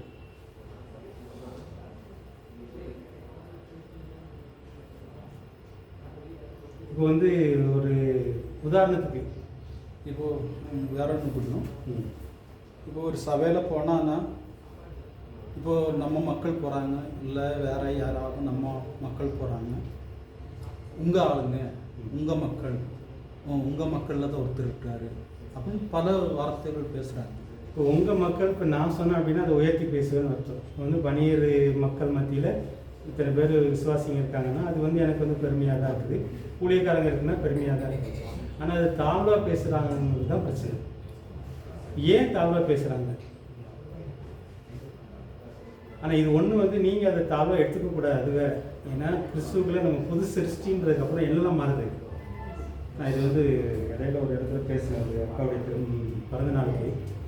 இப்போ வந்து நம்ம உயிரோடு எந்திக்க போகிறோம், நம்மெல்லாம் ஒரு நாள் சாக போகிறோம், நம்மளை அடக்கம் பண்ண போகிறாங்க, நம்ம உயிரோடு எந்திப்போம். உயிரோடு எந்திக்கும் போது ஏதாவது வித்தியாசம் இருக்குமா? இப்போ வந்து சிலர் வந்து சின்ன வயசில் செத்துறாங்க, அவங்க சின்ன பிள்ளையாக எந்திப்பாங்களா? சிலர் வாலிப வயசில் மறிக்கிறாங்க, அவங்க வாலிபராக எந்திப்பாங்களா? சிலர் வயசாகி மறிக்கிறாங்க, அவங்க தாத்தா பாட்டியாக எந்திப்பாங்களா? அந்த வித்தியாசம் இருக்குமா உயிர்த்தெழுதல்ல? எல்லாரும் அப்புறம் உயிர்த்தெழுதல் வந்து ஆண் பெண் வித்தியாசம் இருக்குமா? மனுஷன்லேயே பெரிய வித்தியாசம் வந்து ஆணும் பெண்ணும் தான். இப்போ பெரிய போட்டியே வந்து ஆம்பளை பெருசா பொம்பளை பெருசா, நாங்கள் ஆணுக்கு நிகர் பெண் அப்படின்ற பெரிய போட்டி ஜாதி அதுக்கு அடுத்து தான் வருது. பெரிய போட்டியே அதுதான். ஆனால் அந்த வித்தியாசத்தை மாற்றிடுற நீ உயிரோடு எந்திக்கும் போது என்ன வித்தியாசம் இல்லை? ஆண் பெண் வித்தியாசமே இருக்க போகிறது கிடையாது. அப்போ ஜாதி வித்தியாசம் இருக்குமா? எல்லா சமுதாயமே வந்து ஆராதிக்கணும்னு வருது, நம்மளால் புரிஞ்சுக்க முடியும். ஆனால் அங்கே போகும்போது வந்து நீ சின்னது, நீ சின்ன ஜாதி, பெரிய ஜாதி, இது வந்து எங்கேருந்து வருதுன்னா நம்ம நாட்டில் அந்த வர்ணாசிரமம் அதுலேருந்து தான் வருது. அது வந்து கிறிஸ்தவங்களாக மாறணும்னு மாறணும், அது மாறலை. சிலர் வந்து சில சாதி வந்து தலையிலேருந்து வந்துச்சு, சிலர் வந்து நெஞ்சிலேருந்து வந்தது ஜாதி, சிலர் வந்து இடுப்புலேருந்து வயிற்றுலேருந்து வந்தது, சிலர் கால்லேருந்து வந்தது, இப்போ சில அழுக்குலேருந்து வந்ததெல்லாம் இருக்குது, நிறைய ஜாதிகள் இருக்குது. ஸோ இந்த மாதிரி வந்து அந்த நாட்டில் நம்ம வாழ்ந்துட்டுருக்கோம். இந்த மக்களை வந்து பிரித்து பார்க்குற ஒரு நாட்டில் வாழ்ந்துட்டுருக்குறோம். ஆனால் கிறிஸ்தவங்களாக மாறினதுக்கப்புறம் இது மாறணும். ஏன் மாறலை? வந்து எல்லா ஜாதியும் ரட்சிக்கப்படணும்னு சொல்லி ஒவ்வொரு ஜாதிக்கு சுவிசேஷம் போகணும், ஊழியம் செய்யணும் அப்படின்ற தரிசனத்தோடு வர்றது வேறு. நாங்களும் கர்நாடகா பக்கம் போகும்போது நீங்கள் ஏன் குடும்பத்தை மட்டும் தனியாக வச்சு ஆராதிக்கிறீங்க, குடும்பத்தை மட்டும் தனியாக வச்சு கூப்பிட்டு நீங்கள் இப்போ மீட்டிங் நடத்துகிறீங்க அப்படின்னு சொல்லி அவங்கள பாஸ்லாம் எங்கள் மேலே குறை சொல்லுவாங்க. நீங்கள் வந்து பிரிக்கிறீங்க, இந்த குடும்பத்தை வந்து மற்ற சமுதாயத்திலேருந்து பிரிக்கிறீங்கன்னு சொல்லுவாங்க. எங்களுடைய நோக்கம் பிரிக்கிறதா? இந்த வித்தியாசம் புரியறதுக்காக நான் சொல்கிறேன். நான் எங்களுடைய நோக்கம் என்னது? அவங்க மொழியில் பேசணும், அவங்க மொழியில் நம்ம ஆராதிச்சோம் அப்படின்னா அவங்களுக்கு இன்னும் ஆண்டவர் ஆழமாக புரிஞ்சிக்கலான்ற ஒரு நோக்கம் தான். அவங்க வந்து உயர்த்தி காட்டியோ அல்லது குறைச்சி காட்டியோ பிரிச்சியோ பார்க்குறது என்னுடைய நோக்கம் இல்லை. இந்த நோக்கம் தான் ரொம்ப முக்கியம். நிறைய மிஷினரிஸ் போகிற காரணம் இந்த சமுதாயத்துலேயும் மக்கள் ரட்சிக்கப்பட்டு இந்த சமுதாயத்தில் ஊழியக்காரங்க வரணும்னு சொல்லி செய்கிறது நல்ல ஒரு காரியம். ஆனால் இந்த சமுதாயம் வந்து மற்ற சமுதாயத்தை விட தாழ்வானது அப்படின்னு ஏதோ ஒரு வச்சு குறைச்சி பேசுகிறாங்கன்னா உலகத்தார் பேசுனா தப்பு இல்லை, அதை கண்டுக்கக்கூடாது நம்ம. ஏன்னா அதுதான் அவங்களுடைய நேச்சர். ஆனால் ஒரு விசுவாசியோ அல்லது ஒரு பாஸ்டரோ அப்படி பேசுனா அவங்களுக்கு என்ன இல்லை, நீங்கள் புரிஞ்சிக்க வேண்டியது என்னது? அவங்க புது சிருஷ்டி ஆகலை. இப்போ நீங்கள் அதை சொல்கிற வச்சு நீங்கள் உங்களை வந்து தாழ்ச்சின்னு நினச்சி பார்த்துக்காங்க. நம்ம புது சிருஷ்டினா எனக்குள்ள ஆண் இல்லை, பெண் இல்லை, பணியர் இல்லை, இப்போ குருமர் இல்லை, நாயக்கர் இல்லை. நான் புது சிருஷ்டிக்கும் போது இயேசுக்குள்ளே நான் வந்து இயேசு தான் எனக்கு அண்ணன், இயேசு மூலமாக எனக்கு கடவுள் அப்பா, இந்த உறவுக்குள்ளே வந்துடும். நம்மளாம் ஒன்றுன்ற மாதிரி. அங்கே ஆண் இல்லை, பெண் இல்லை, உயர்ந்த ஜாதி இல்லை, தாழ்ந்த ஜாதி இல்லை, பணக்காரர் இல்லை, ஏழை இல்லை, இது எல்லாமே போல இருக்கிறாரு. ஆனால் நமக்குள்ளே அந்த குற்ற உணர்வு வரக்கூடாது. நீங்கள் என்ன புரிஞ்சுக்கணும் அப்படின்னா அவங்களுக்குள்ள என்ன இல்லை, அப்படி சொல்கிறவங்களுக்குள்ள என்ன இல்லை, புது மாற்றம், புது சிருஷ்டின்னு அனுபவம் இல்லை. இல்லைனாலும் அவங்க சொல்கிறாங்க இப்போ நான் புது சிருஷ்டி, நான் இயேசுக்குள்ளே ஒன்று. நம்ம அவங்கள வந்து வித்தியாசமாக பார்க்காம நம்ம ஒன்றா பார்க்கணும். முடிஞ்ச அளவுக்கு மலையாளியும் ஒன்றா பார்க்கணும், தமிழ் மக்களும் ஒன்றா பார்க்கணும், மற்றவங்களும் ஒன்றா பார்க்கணும். இதில் வேறு ஏதாவது சந்தேகம் இருக்குதா உங்களுக்கு? இது வந்து மனுஷனுடைய குறைபாடு தான், இதனுடைய தேவனுடைய இதுன்னு இல்லை. ஆனால் நம்ம வந்து அதை நினச்சோம் அப்படின்னா நம்ம சோர்ந்து போயிடும். நான் புது நமக்குள்ள தெளிந்து என்ன வேணும்? நான் புது சிருஷ்டி, இயேசுக்குள்ளே நான் புதிய சிருஷ்டி. நான் வந்து மலையாளியை மாதிரியோ அல்லது தமிழ்காரங்களை மாதிரியோ அல்லது பெரிய படுகிற மாதிரியோ நானும் அவங்களுக்கு அதை விட இயேசுக்குள்ளே எல்லாமே ஒன்று தான். அந்த எண்ணம் நம்ம மனசில் இருக்கும். இருந்தால் தான் இந்த என்ன சொல்கிறது, இந்த குற்ற உணர்வு அல்லது நம்ம குறைவோ ஒருவேளை அவங்க பார்வையில் நம்ம குறைவுதானோ அப்படின்ற மாதிரி நமக்குள்ள அந்த தாழ்ந்த எண்ணம், தாழ்ந்த மனப்பான்மை வர்றதுக்கு இடம் கொடுக்க கூடாது. வேறு ஏதாவது கேட்க விரும்புறீங்களா? ஆனால் இதெல்லாம் இடர்லாம் இருக்குது. நல்ல செய்தி போய் சேர்றதுக்கு இடர்லாம் இருக்குது. அதனால தான் பார்த்து இந்த இடர்கள் வந்து இருக்குது. அவங்க வந்து இடர்லாம் இருக்கக்கூடாது. நம்ம யாருக்கும் இடர்லாம் இருக்கக்கூடாது. ஒரு பாஸ்ட் எப்படி சொல்கிறாருன்னா, எனக்கு பணியை பற்றி தெரியாது அப்படின்னு சொல்லிட்டு அமைதியாக இருந்துக்கலாம். ஆனால் குறைச்சி பேசுனாங்க அப்படின்னா அவங்களுக்குள்ள இந்த நற்செய்தி போகிறதுக்கு அவங்க வந்து ஒரு இடர்லாம் இருக்கிறாங்கன்னு அர்த்தம். அதுக்கு அவங்க ஆண்டவர் கணக்கு கொடுக்க போகிறாங்க. நம்மளுடைய எண்ணம் வந்து நம்ம யாருக்கும் இடர்லாம் இருக்கக்கூடாது அப்படின்னு. வேறு ஏதாவது சந்தேகம் இருக்குதா? முதலாவது என்ன பார்க்குறோம் சார், நற்செய்தி அப்படின்னா யுத்தத்தில் நம்ம ஜெயிக்கப்பட்டவங்க. இது நம்ம மனசில் ஆழமாக இருக்கணும். நம்ம ஜெயம் வந்து யார்? நம்ம தளபதி நமக்கு வாங்கி கொடுத்தது. இயேசுவாகிய படைத்தளபதி நமக்காக மனிதனாக பிறந்து அந்த வெற்றியை சாத்தான்றது வாங்கி கொடுத்தாரு. அந்த ஆயுதத்தை பறிச்சுக்கிட்டாரு. அதனால் சாத்தானுக்கு இப்போ என்கிட்ட ஒன்றும் இல்லை. இயேசு சொல்கிற மாதிரி சொல்லணும். உலகத்தின் அதிபதி என்கிட்ட வர்றான், அவனுக்குரியது என்னத்தில் ஒன்றும் இல்லை. அட்லீஸ்ட் நம்ம சாகும்போதான் சொல்லணும், அவனுக்குரியது என்கிட்ட ஒன்றும் இல்லை அப்படின்னு சொல்லிட்டு அப்படின்னா அவனை நம்மளால் ஒன்றும் செய்ய முடியாது. நம்ம இடம் கொடுத்தா தான் அவனுக்கு நம்மகிட்ட வேலை இருக்குன்னு அர்த்தம். இதுதான் முதல் சத்தியம். ரெண்டாவது வந்து ஒரு குடும்பம். இது நம்ம ஏற்கனவே பார்த்தது தான். போர்க்களத்தில் பெற்ற வெற்றியின் செய்தியை பெற்ற ஒருவன் அதை அறிவிக்க ஓடி வருகிறான். நம்மெல்லாம் சுவிசேஷம் அறிவிக்கிறோம் அப்படின்னா நமக்குள்ள அந்த ஒரு என்ன சொல்லுது, ஓடி போய் சொல்லணும், நம்ம ஜெயிச்சிட்டோம்னு சொல்லணும். இப்போ நம்ம ஒரு மனுஷன்கிட்ட இன்னொருத்தருக்கு இயேசு பற்றி தெரியாமல் சொல்லும் போது நம்மளாம் ஜெயிச்சவங்க, இயேசுவோட சேர்ந்துட்டோம் அப்படின்னா நம்மளாம் வாழ்க்கையில் ஜெயிச்சவங்க அப்படின்ற மாதிரி சொல்லணுன்றது தான் நோக்கம். போர்கள்னா என்னென்னு பார்த்தோம். அது வந்து ஆளுகைக்காக நடக்குது. மனுஷன் வந்து யார் ஆளணும், சாத்தா வந்து ஆள துடிக்கிறான். ஆனால் அந்த ஆளுகையை வந்து இயேசு நமக்கு பெற்றுக் கொடுக்குறாரு. நம்மளே நம்ம ஆளுகை செய்யும்படியாக, அல்லது ஆவியான நம்ம ஆளுகை செய்யும்படியாக நம்மளை வந்து அந்த வெற்றியை பெற்று கொடுக்குறாரு. வெற்றியின் பொருள் என்னென்னு பார்த்தோம். அந்த ஆயுதத்தை பறிப்பது தான் வெற்றியின் பொருள். நமக்கு விரோதமாக இருந்த அந்த குற்றப்பத்திரிகையை பறிப்பது தான் வெற்றியின் பொருள்னு சொல்லி பார்க்குறோம். அதை நம்ம யார்கிட்ட சொல்ல போகிறோம்? இது வந்து ஒவ்வொரு சமுதாயத்துக்கும் சொல்கிற விதங்கள் வித்தியாசமாக இருக்கும். இப்போ வந்து குடும்பத்துக்கு சொல்லணும் அப்படின்னா நான் எப்படி சொல்லுவேன்னா, நம்ம மக்கள் வந்து இந்த ஆவி வந்து இந்த தாத்தா ஆவி பாட்டி ஆவின்னு சொல்லி ஏமாத்துது. நான் வந்து உனக்கு துணை இருப்பேன், உன்னை காப்பாற்றுன்னு சொல்லுது. ஆனால் கடைசியில் தலையை கேட்குது, தலையை வாங்கி சாப்பிட்டுட்டே இருக்குது. ஒவ்வொருத்தர் தலையை வாங்கி சாப்பிட்டுட்டே இருக்குது. அதுக்கு பதில் தான் இயேசு வந்து அந்த கணக்கெல்லாம் ஏற்றிக்கிட்டு தான் தலையே சிலுவையில் கொடுத்தாரு. அதனால் இப்போ வந்து யாரும் தலை கொடுக்க வேண்டாம். இயேசு தலையை கொடுத்ததுனால இப்போ யாரும் தலையை கொடுக்க வேண்டாம். நம்ம பிள்ளைகள் இயேசுடைய ரத்தத்தினால காப்பாற்றப்படும் அப்படின்னு சொல்கிறதா நல்ல செய்தி. குடும்பத்துக்கு சொல்லும்போது இப்படி சொல்லணும். பணியருக்கு நம்ம இதை எப்படி சொல்கிறது அப்படின்னு சொல்லி யோசிக்கணும். ஸோ அந்த நல்ல செய்தி தான், ஒரே செய்தி தான். அதான் ஒவ்வொரு மக்களுக்கு அவங்க கலாச்சாரத்தின் அடிப்படையில், அவங்களுடைய மத நம்பிக்கையின் அடிப்படையில் அந்த சத்தியத்தை புரிஞ்சு சொல்லும்போது அவங்களுக்கு புரியறதுக்கு லகுவாக இருக்குன்னு சொல்லி பார்க்குறோம். அந்த வெற்றினா என்ன அப்படின்றது சொல்லி பார்க்குறோம். ஏன் அறிவிக்கணும், இது ஏன் சொல்லணும், நம்ம ஏற்கனவே பார்த்தோம். நம்ம வாழ்க்கை அழிவுக்கு நேரம் போயிட்டு இருந்துச்சு, தப்பிச்சிட்டோம். மற்றவங்களும் அழிவுக்கு நேரம் ஓடிட்டு இருக்கிறாங்க. நீங்களும் கொஞ்சம் தப்பிச்சுக்கோங்க. என்ன மாதிரி நீங்களும் தப்பிச்சுக்கோங்க. உங்களுக்கு முன்னாடி ஆபத்து இருக்குது, உங்களுக்கு முன்னாடி மரணம் இருக்குது, உங்களுக்கு முன்னாடி அழிவு இருக்குது. அதுக்கு நீங்கள் தப்பிச்சுக்கோங்கன்னு சொல்கிறது நம்ம கடமை. நம்ம கண்ணார பார்க்குறோம், நம்ம முன்னாடி குழிக்குள்ள விழ போனோம், ஆனால் இயேசு காப்பாற்றிட்டாரு. இப்போ அடுத்தவங்க அதே குழிக்குள்ள விழ போகிறாங்க. அவங்கள வந்து எச்சரிக்கிறதுக்கு தான் நம்ம சொல்லணும்னு சொல்லி பார்ப்போம். ஏன் சொல்லணும்னு சொல்லி பார்க்கும்போது யார்கிட்ட சொல்லணும், யாருக்கு இந்த செய்தி புரிஞ்சோ, யார் காப்பாற்றப்பட்டாங்களோ அவங்க எல்லாருமே மற்றவங்க சொல்றதுக்கு கடமைப்பட்டிருக்கோம். ஏன்னா இயேசு வந்து எல்லாத்தையும் காப்பாற்றணும் ஆண்டோடைய ஆசை. ஆனால் எல்லாரும் நம்ப போகிறது இல்லை. நம்புறவங்க யாரும் நமக்கு தெரிஞ்சு சொல்ல முடியுமா? இவன்கிட்ட சொன்னால் இவன் நம்புவான் அப்படின்னு தெரிஞ்சுட்டு யார்ட்ட சொல்ல முடியுமா? நம்ம முடியாது. அதனால் எங்கெல்லாம் வாய்ப்பு கிடைக்குதோ அங்கெல்லாம் சொல்லணும். நம்ம டீ குடிச்சு அன்னைக்கு ஊட்டி போயிட்டு வந்தோம், கை காட்டி சசி சொன்னார் இயேசு நம்புங்க அப்படின்னு. அவர் நம்புவாரா? அவர் சொன்னார் வேறு மாதிரிலாம் சொல்லிட்டு தான் இருக்கு. எனக்கு இயேசு தெய்வம் தான்ற மாதிரி. ஆனால் சொல்கிறது கடமை. எல்லாத்துட்டையும் நமக்கு வாய்ப்பு கிடைக்குதான்னு பார்த்துட்டு எல்லாத்துட்டையும் சொல்கிறது நம்முடைய கடமை. நம்ம விதைக்கிறோம். இந்த சுவிசேஷன் சொல்கிறது வந்து விதைக்கிறது தான். பஸ்ஸில் போகும்போதோ அல்லது நம்ம நடந்து போகும்போதோ வேலைக்கு கூட வேலை செய்கிறவங்களையோ இயேசு பற்றி பேசுகிறது தான் சுவிசேஷம். அப்போ வந்து நாங்கள் தப்பிச்சிட்டேன், நீங்களும் தப்பிச்சுக்கோங்கன்னு சொல்கிறது தான் கடமையான. எல்லாம் நம்ப மாட்டாங்க. அது வந்து ஏசையா சொல்கிறது. நாங்கள் சொன்னாலும் யார் நம்புறா அப்படின்ற மாதிரி இருக்கும். ஆனால் இப்போ சொன்ன உடனே என்ன சொல்லுவாங்க, மதம் மாற்ற பார்க்குறேன்னு சொல்லுவாங்க. அதுக்கு கொஞ்சம் நம்ம ரெடி ஆகணும். இது மதம் மாற்றுறதுக்கு இல்லை. நம்ம யார்ட்டையும் இயேசு பற்றி பேசுகிறது அவங்கள மதம் மாற்றுறதுக்காக இல்லை. ஏன் மதம் மாற்றுறதுக்காக இல்லை? சிலர் மதம் மாற்றவும் செய்கிறாங்க.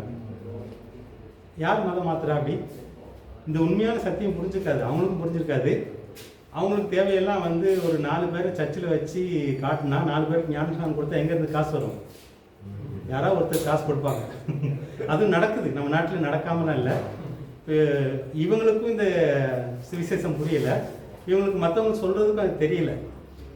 அவங்க என்ன செய்கிறாங்கன்னா, இப்போ இயேசுவை பற்றி பேசுனா ஒரு 1000 ரூபா 5000 கிடைக்கும், யாராவது கொடுப்பாங்க அப்படின்ற வர்றவங்க நிறைய இருக்கிறாங்க இப்போ காலகட்டத்தில். இதை வச்சு தான் மற்றவங்க மதம் மாற்றுறாங்கன்னு சொல்கிறாங்க. அப்படி மாற்றுறதுனால இப்போ வந்து ஒரு 10 பேருக்கு நம்ம ஞானஸ்நானம் கொடுத்து அவங்கள வந்து சும்மா சர்ச்சில் வச்சு ஃபோட்டோ எடுத்து ஒரு காசை வாங்குறதுனால என்ன நன்மை கிடைக்குது? அதே நம்ம பேசிடலாம். என்ன நன்மை கிடைக்குது? ஒரு இங்கே கொஞ்சம் காசு கிடைக்காது, ரொம்ப நாளைக்கு கிடைக்காது. இங்கே கொஞ்சம் கிடைக்குமா இருக்கு. ஆனால் பரலோகத்தில் இயேசுகிட்டேருந்து ஒன்றும் கிடைக்காது. குற்றப்பத்திரிகை, இப்போ அவருடைய குற்றப்பத்திரிகை சாத்தா வந்து அந்த லிஸ்ட் எடுத்துக்கிட்டு இருக்கிறான். இதுவும் ஒரு உண்மையான செயல் கிடையாது. இதுவும் குற்றப்பத்திரிகையில் சேர்த்து எழுதிடுவான். உண்மையிலே செய்யலாம். சுவிசேஷ ஊழியம் வந்து உண்மையிலே செய்யாதனால அந்த குற்றப்பத்திரிகையில் வந்து குற்றத்தின் லிஸ்ட் கூட்டிகிட்டு தான் இருக்குமே ஒழிய குறையாது. இப்போ அவர் என்ன செய்கிறாருன்னா, சாத்தானுக்கு இடம் கொடுக்குறாரு. ஊழியம் செய்கிறேன்னு சொல்லிட்டு யாருக்கு இடம் கொடுக்குறாரு? சாத்தானுக்கு இடம் கொடுக்குறாரு. புரியுதா? ஸோ உண்மையாக நீங்கள் செஞ்சீங்கன்னா சாத்தானுக்கு இடம் இல்லை. உண்மை இல்லாமல் செய்யும்போது அவன் வந்து நோட் பண்ணிகிட்டே இருப்பான். அவனுக்கு தெரியும். ஏன்னா ஒருத்தர் வந்து பேய் விரட்ட போகிறாங்க. பேய் விரட்ட போகுது, பேய் சொல்லுது, என்ன சொல்லுது அந்த ஆளில் பேய் விரட்டுறவங்கிட்ட? அவன் சொல்கிறான், பவுல் பேரில் சொல்கிற பவுல் வணங்குகிற, பவுல் அறிவிக்கிற இயேசுவின் நாமத்தினாலே போ அப்படின்னு சொல்லி பேயை விரட்டுறான். பேய் என்ன சொல்லுது? பவுல் எனக்கு தெரியும், இயேசு எனக்கு சரி, நீ யார் என்ன விரட்டுறதுக்கு? அந்த மாதிரி சாத்தானுக்கு இந்த லிஸ்டெல்லாம் நல்லா தெரியும். நம்ம எப்படிப்பட்ட ஆள், நம்ம எதுக்காக செய்யறதெல்லாம் அவனுக்கு நல்லா தெரியும். அதனால் லிஸ்ட்டுக்கு இடம் கொடுக்கக்கூடாது. ஸோ குற்றப்பத்திரிகைக்கு நம்ம இடம் கொடுக்காமல் இருக்கிற வரைக்கும் அவனுக்கு இடம் கொடுக்காமல் இருக்கிறோம். இந்த உண்மையாக நம்ம ஒருத்தருக்கு ஒரு 2 பேருக்கு செய்கிறோம், அதனால் கிடைக்குதோ கிடைக்கலையோ, ஆனால் கூலி நிச்சயம் ஆண்டோட்டு இருக்குது. தண்ணீர் மேல் உடைய ஆகாரத்தை போடு, அவருடைய பலனை அநேக நாட்களுக்கு முன்பே பார்ப்பேன். நீங்கள் என்றைக்கோ 10 வருஷத்துக்கு முன்னாடி 15 வருஷத்துக்கு முன்னாடி ஒருத்தர் சொல்லியிருப்பீங்க, அதுக்குடைய பலன் உங்களுக்கு எப்போ கிடச்சிட்டு இருக்குது. கிட்டத்தட்ட வந்து ஒரு இன்சூரன்ஸுக்கு ஒரு ஆள் பிடிச்சிங்கன்னு வைங்க, கமிஷன் கிடைக்கும். முதல்ல ஒரு கமிஷன். அவர் 20 வருஷம் இன்சூரன்ஸ் கட்டுவார். அந்த 20 வருஷம் இன்சூரன்ஸ் கட்ட நம்ம இங்கே கட்டிகிட்டு இருப்போம், அவர் கமிஷன் போயிட்டே இருக்கும் மாதம். அது 3 மாதத்துக்கு வருது. அதே மாதிரி தான் கணக்கு. நீங்கள் ஒருத்தருக்கு சுவிசேஷன் சொல்லி மனசார சொல்லி ஒரு வேலை செஞ்சுருப்பீங்க அப்படின்னா அதுக்குரியது உங்களுக்கு கிடச்சிட்டே இருக்கும். அதனால என் பேரை சொல்லி நீங்கள் ஒரு கிளாஸ் தண்ணி கொடுத்தீங்கன்னா அதுக்குரிய பலன் கிடைக்காம போகும். ஆண்டவர் வந்து நிச்சயம் அதை கொடுத்துட்டே இருப்பான்னு சொல்லி பார்ப்போம். வேறு ஏதாவது சந்தேகம் இருக்குதா? இதான் நம்ம அடுத்த இதுக்கு போகிறோம். சார்,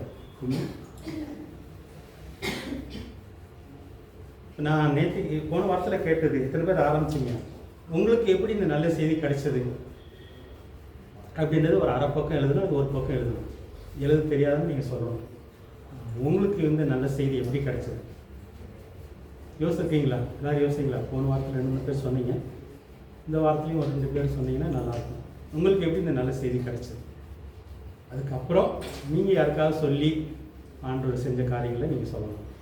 இதுதான் அசைன்மெண்ட். உங்களுக்கு இந்த பாடத்துடைய அசைன்மெண்ட் அதுதான். உங்களுக்கு எப்படி நல்ல செய்தி கிடைச்சது, உங்கள் வாழ்க்கையில் எப்படி இந்த மாற்றம் ஏற்பட்டுச்சு, நீங்கள் எப்படி இயேசுவோட சேர்ந்தீங்க அப்படின்னு சொல்லி சொல்லணும்.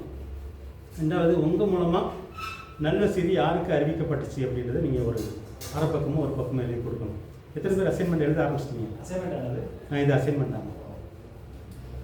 போன வாரத்தில் சொன்னேன், நீங்கள் எழுத ஆரம்பிச்சிடலாம், முடிச்சுட்டு நீங்கள் கொடுக்கலாம். இந்த பாடத்துடைய அசைன்மெண்ட் எழுத பேப்பர் பண்ணலாம். பேப்பர் யாருக்கும் பேப்பர் வேணால் சொல்லுங்கள். இப்போ எழுத முடியாது, இப்போ நீங்கள் ஓரலாக சொல்லலாம்.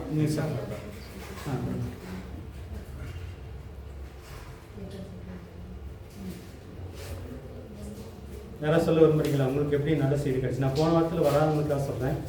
நான் வந்து ஒரு கிறிஸ்தவ குடும்பத்தில் தான் பிறந்திருந்தேன். அப்பா அம்மா கிறிஸ்தவங்க, தாத்தா பாட்டி பேர் கிறிஸ்தவங்க. ஆனால் ஒரு 25 வயசு வரைக்கும் எனக்கு இயேசு மேலே நம்பிக்கை வரல. சின்ன வயசில் இருந்துச்சு. சின்ன வயசில் வந்து நல்லா ஆனால் ஞானஸ்நானமும் கொடுத்தாங்க. நான் ஒரு வெள்ளைக்காரன் வந்தார், அவங்கள வச்சுட்டு எங்கள் அம்மா தண்ணியில் முக்கி விட்டாங்க. நான் அதுக்கப்புறம் கொஞ்சம் மோசமாகிடுச்சு வாழ்க்கையெல்லாம். ஆனால் ஒரு காலகட்டத்தில் வந்து நான் ஒரு இடத்துல உட்காந்துருக்குறேன். அப்போ வந்து ஒரு தம்பி, ஆனால் இந்த மாதிரி ஒரு மீட்டிங் இருக்குது, போகலாமா அப்படின்னு சொல்லி கூப்பிட்றான். அந்த மீட்டிங் பேர் வந்து மாணவர் வளர்ச்சி முகாம். அப்போ நான் என்ன நினச்சேன்னா, இது கிறிஸ்தவ மீட்டிங்காக இருக்காது. எனக்கு கிறிஸ்தவங்கள் பாஸ்டர் கிறிஸ்தவ மீட்டிங்லாம் அவளுக்கு பிடிக்கல இந்த காலகட்டத்தில். அப்போ வந்து அங்கே போகிறேன், நான் அவங்க கூட சரி போகலாம். மாணவர் வளர்ச்சி முகாம் அப்படிங்கும்போது ஏதோ ஒரு வேலை வாய்ப்பு கிடைக்குமா இருக்கும், மாணவர்களுக்கு ஸ்டூடெண்ட்டுக்கு ஏதோ தானே அப்படின்ற மாதிரி போகிறேன். அங்கே போனால் இயேசுவை பற்றி சொல்கிறாங்க. அப்போ வந்து அவர் முக்கியமாக பேசுனது வந்து ஒரு கெட்ட குமாரனுடைய கதையை பற்றி பேசுகிறார். நல்ல குமாரன், ஒரு வீட்டில் அப்பாவுக்கு 2 மகன். இப்போ கெட்ட குமாரனை பற்றி பேசும்போது என் வாழ்க்கை அது கூட ஒத்து போச்சு.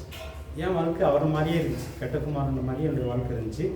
அப்போது நீங்கள் அதாவது ஆண்டோடைய அன்பு எவ்வளோ உண்மையானது, அந்த அப்பா எப்படி ஆசையோடு காத்துட்டு இருந்தார் கெட்ட குமாரன், அதாவது கெட்டுப்போன மகன் இப்போ திரும்ப வருவான்னு சொல்லி ஆசையோடு காத்துட்டு இருந்தார் பாருங்க. அந்த அன்பு எனக்கு புரிஞ்சதுனால நான் ஒப்பு கொடுத்தேன்.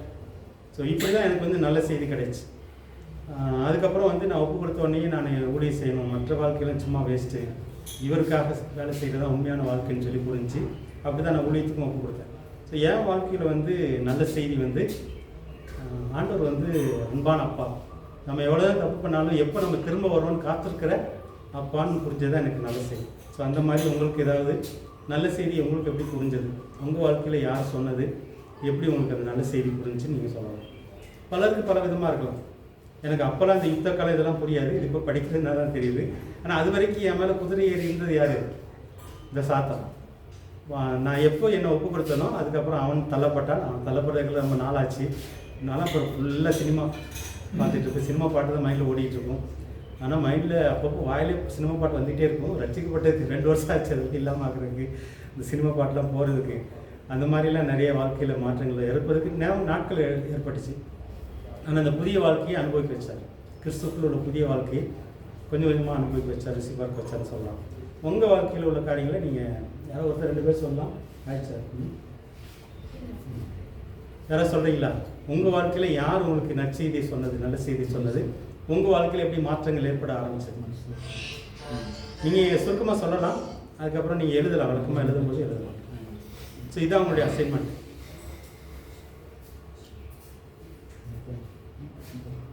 உட்காந்துட்டே சொல்லணும்னு சொல்லலாம், இல்லை முன்னாடி வந்து சொல்லலாம்னு சொல்லுங்கள். எல்லாருக்கும் சொல்லுங்கள். நான் வந்து சின்ன வயசில் இங்கே டேவிட் பாஸ்டர் சர்ச்சுக்கு தான் போயிட்டு இருந்தேன்.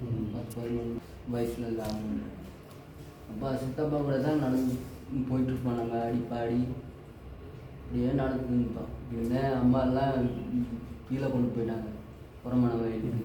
அப்போது இந்த விசுவாசம் நான் அப்படியே, இந்த அன்பு, ஆண்டவரது அன்பே நான் விட்டாச்சு.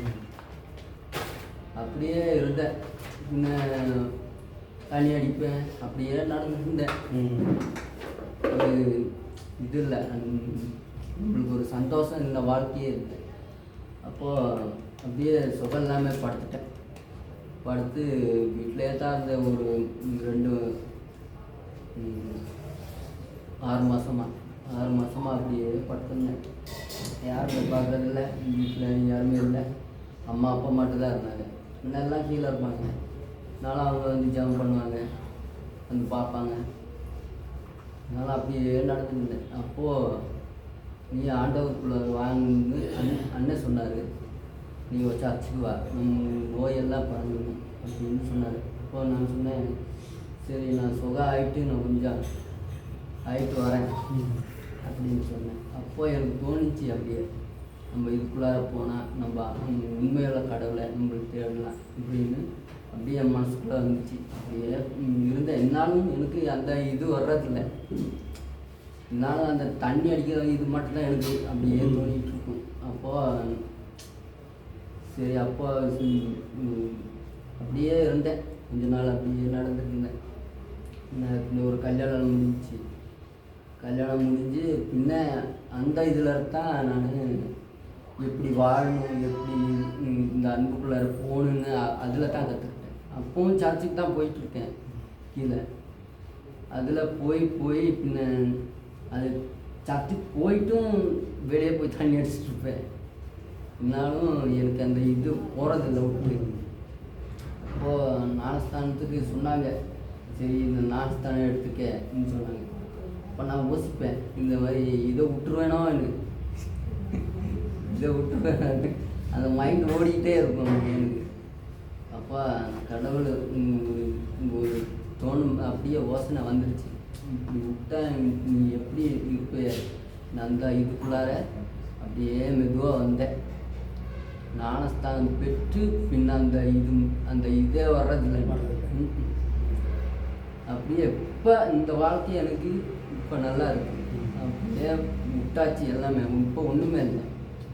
இப்போ நம்மளுக்கு அன்பான கடவுளும் கிடைச்சாரு, அன்பான மனைவி, அன்பான குழந்தை எல்லாமே கிடைச்சாச்சு. இப்போ ஒரு குடும்பமாக இருக்கு. இப்போ நீங்கள் இப்போ எல்லாருமே தெரிஞ்சாச்சு எனக்கு. இப்போ எத்தனை பேர் இருக்கீங்க, இந்த இதுக்குள்ளார வந்த நம்மளுக்கு எத்தனை ஐக்கியம் கிடைக்கும், எப்படிப்பட்ட இது கிடைக்கணும்னு இப்போ தான் எனக்கு தெரிஞ்சிச்சு. இவருடைய சாட்சியெல்லாம் ரொம்ப முக்கிய கைத்தெல்லாம். ஏன்னா இந்த சமுதாயத்தில் எத்தனை பேருக்கு குடியை விட முடியாமல் தடுமாறிட்டு இருக்க. இதெல்லாம் நம்ம ஒரு ஞானிட்டு சொல்லுங்கள், இதெல்லாம் ஒரு வீடியோ மாதிரி எடுத்து யூடியூப்பில் போடுறது. இதெல்லாம் அந்த மக்களுக்கு அது உங்கள் பாஷையில் சொல்லும்போது நல்லாயிருக்கும். உங்கள் பாஷையிலே சொல்லி அதெல்லாம் வந்து நீங்கள் யூடியூப்பில் போடும்போது நிறைய பேருக்கு இது என்னால் விட முடியுமான்னு நிறைய பேர் போராடிட்டு இருக்காங்க. சின்ன வயசில் அந்த அன்பு, அந்த அன்பு இருந்துச்சு எனக்கு. கடவுள்கிட்ட அன்பு எனக்கு இருந்துச்சு. இப்போ நான் வெளியே போயிட்டேன். வெளியே போனனால இது விட்டு போயாச்சு. வெளியே இருக்கிறவங்க ஆட்களை பார்த்து பார்த்து எனக்கு அந்த இது வந்துருச்சு. இந்த ஆண்டவரோட அன்பை நான் இது வந்து இந்த ஞானஸ்நானத்தில் உள்ள வல்லமை சிலருக்கு புரியாது. இப்போ இஸ்ரேல் மக்கள் வந்து இந்த எகிப்து இராணுவம் துரத்திட்டு வருது, பார்வோன் சேனைகள் வந்து துரத்திட்டு வருது. செங்கடல் வந்து இவங்களுக்கு வழி கொடுக்குது. இவங்க அந்த செங்கடலில் வந்து அதுதான் ஞானஸ்நானம் எடுக்கிறாங்க இஸ்ரேல் மக்கள். இவங்க இக்கரை தாண்டி உடனே அதில் வந்து அந்த பார்வோன் சேனை துரத்திட்டே வரும் தண்ணிக்குள்ளே. ஆனால் ஆண்டவர் வந்து அதை தண்ணியில் மூழ்கடிச்சிடுவார். பார்வோன் சேனை அங்கே தான் மூழ்கடிக்கப்படுது. இந்த ஞானஸ்நானத்தில் நம்ம ஏற்கனவே சொன்ன மாதிரி ஒரு பாஸ்ட்டு ஒருத்தர் தண்ணிக்குள்ளே முக்கும்போது என்ன சொல்கிறாருன்னா, இது வரைக்கும் இந்த ஆவி உலகம் இவனை ஆண்டுகிட்டு இருந்துச்சு, இனிமேல் உனக்கு இவன் மேலே ஆளுகை இல்லைன்னு சொல்லி நம்ம அறிக்கையிடுறோம். அதுக்கப்புறம் அவருக்கும் பங்கு இருக்குது. சோதனை வரும், சோதனைகள் வரதான் செய்யும். ஆனால் ஜெயிக்கிறதுக்கு வந்து ஆவியானவர், வசனம் ரொம்ப முக்கியம் சொல்லி பார்க்கணும். ஐக்கியம் இதெல்லாம் இருந்தால் தான் சபை ஐக்கியம், நல்ல நண்பர்கள், வசனம், ஆவியானுடைய துணை இருந்தால் தான் அதுக்கப்புறம் வர சோதனையில் ஜெயிக்க முடியும். ஆனால் ஞானஸ்தானத்தில் ஒரு வல்லமை இருந்தால் சார். இதுக்கப்புறம் எதிர்கிட்ட சொல்கிறோம், உனக்கு இவன்ட்ட ஒன்றும் இல்லை, இவன் செஞ்ச பாவம்லாம் இதோட முடிஞ்சு, இந்த தண்ணிக்குள்ளே அமிழ்த்தப்பட்டாச்சு அப்படின்ற ஒரு சத்தியம், நல்ல ஒரு சத்தியம். வேறு யாராவது உங்கள் வாழ்க்கையில் எப்படி நல்ல செய்தி கிடைச்சது, எப்படி உங்கள் வாழ்க்கையில் மாற்றங்கள் ஏற்பட்டுச்சு?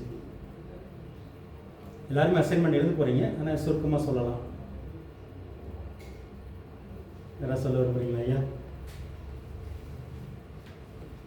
நமக்கு அப்படிதான். நான் சின்ன வயசில் எனக்கு இயேசு பற்றி யாரும் சொல்லலை. இயேசு இப்படி தான், இயேசு தான் உண்மையுள்ள கடவுள்னு எனக்கு யாரும் சொல்லலை. ஆனால் நிறைய ஊழியக்காரங்கிட்ட நிறைய ஊழியக்காரங்கிட்ட எல்லாம் பழகியிருக்கேன்.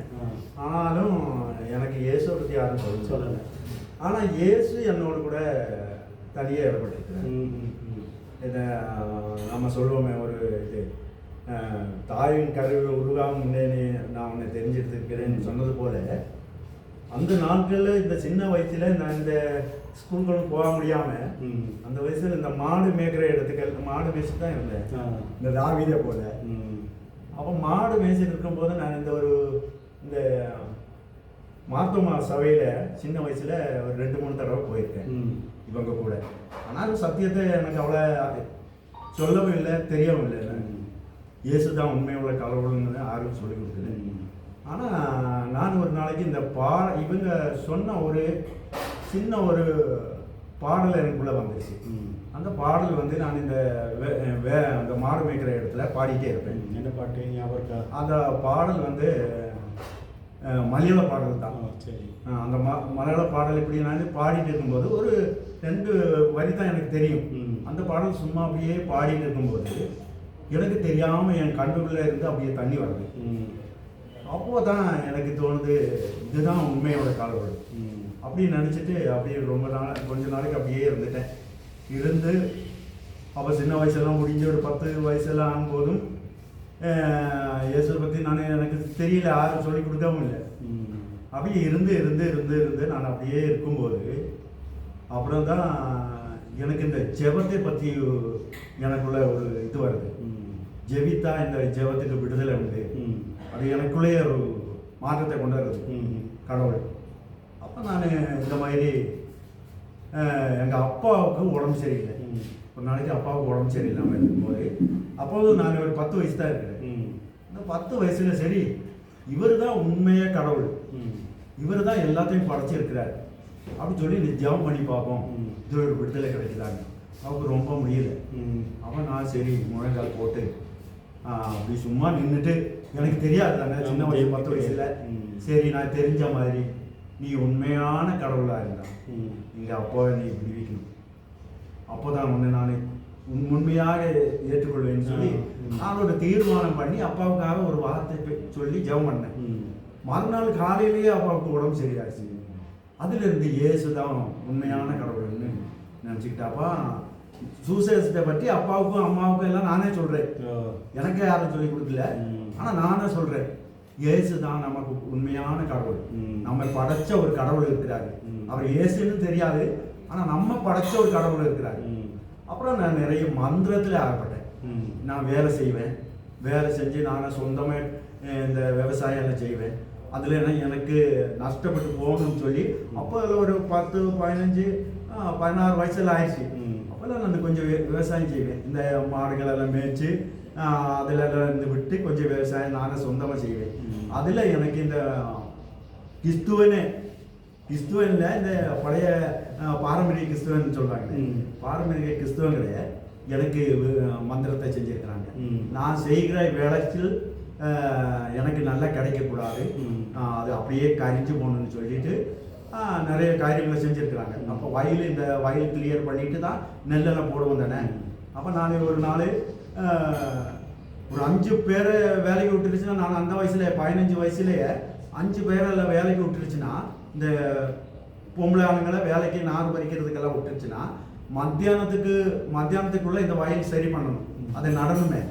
நான் தனியாக அந்த வயலெல்லாம் சரி பண்ணி மத்தியானத்துக்குள்ளே இந்த 5 பேருக்கு வயல் கரெக்டாக கிளியர் பண்ணிடுவேன்.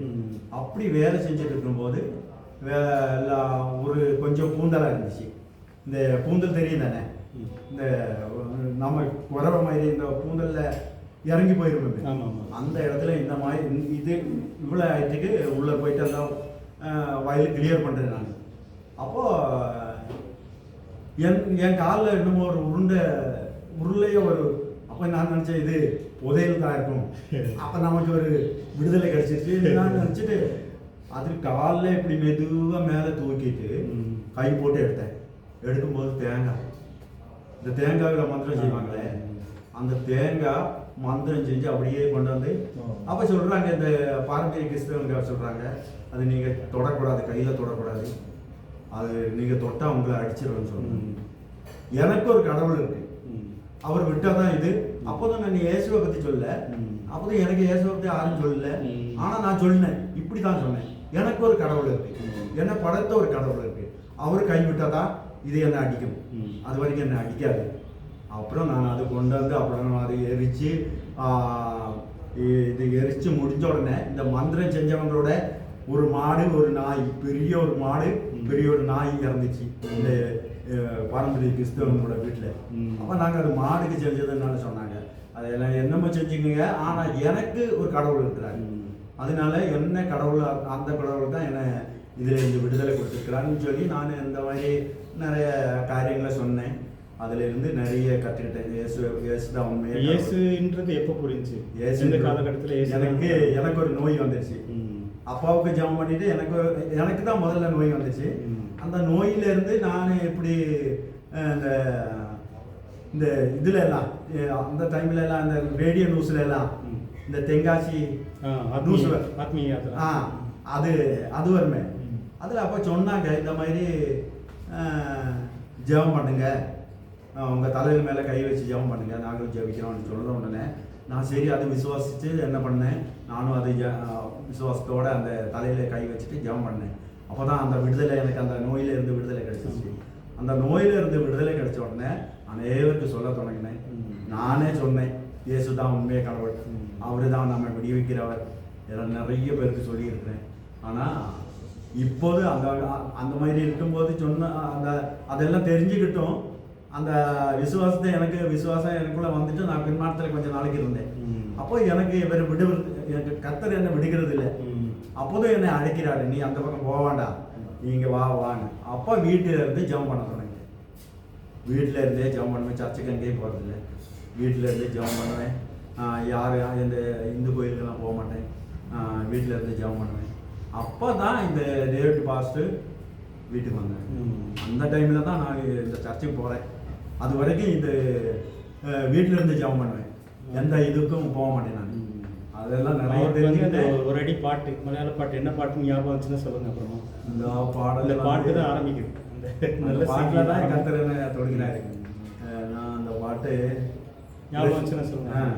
ரட்சகன் வெளியே கேட்டலையோ, அந்த தூது நீ கேட்டலையோன்னு சொல்லிட்டு ஒரு பாடல். அது ரட்சகன் வெளியே கேட்டில்லையோ, ரட்சகன் தூது நீ செமிச்சில்லையோ. அதுக்கு அந்த பாடல் தான் எனக்கு பாடலை அப்படியே பாடிட்டு இருப்பேன். இந்த மாடு மேய்க்கிற காலத்தில் ஒரு 10, 15, 9 வயசுல எல்லாம் அந்த பாடல் தான் எனக்கு கர்த்தர் இதில் கொண்டு வந்தாரு. ஆனால் அதில் இருந்து தான் எல்லாருக்கும் நிறைய சுவிசேஷங்களை சொல்லியிருக்கிறேன். நிறைய பேருங்க சுவிசேஷத்தை அறிஞ்சு கொண்டு வந்திருக்கிறாங்க. எங்கள் அம்மாவுக்கு வந்து 90 வயசு. எங்கள் அம்மாவுக்கும் குடும்பத்துக்கு வேண்டி ஜெபம் பண்ணேன். அம்மா எப்படியாவது ரசிக்கப்படணும், அப்பா எப்படியாவது ரசிக்கப்படணும். அப்பா இறந்துட்டாங்க அன்றைக்கும். அப்பாவுக்கு இயேசுவை பற்றி தெரிஞ்சு இயேசுவோட சத்தியத்தை பற்றி சொல்லி இயேசு தான் நம்மளை விடுவிக்கிறாருன்னு சொல்லி, அப்புறம் அவளை மந்திரத்துக்கு இந்த கோயிலுக்கெல்லாம் அப்படி போக மாட்டார். ஆனால் இந்த கடைசி நேரங்களில் நீ எனக்காக ஜெபம் பண்ணணும்னு சொன்னார். இப்போ ஜெபம் பண்ணோம். அப்பாவுக்கு அம்மாவுக்கு எல்லாம் ஜெபம் பண்ண, எல்லா குடும்பமும் நம்ம குடும்பம் எல்லாமே இயேசுக்காக வாழ்க்கிறாங்க. சரி, டீ பிரேக் எடுத்துக்கலாம். ஒரு 5-10 நிமிஷம்.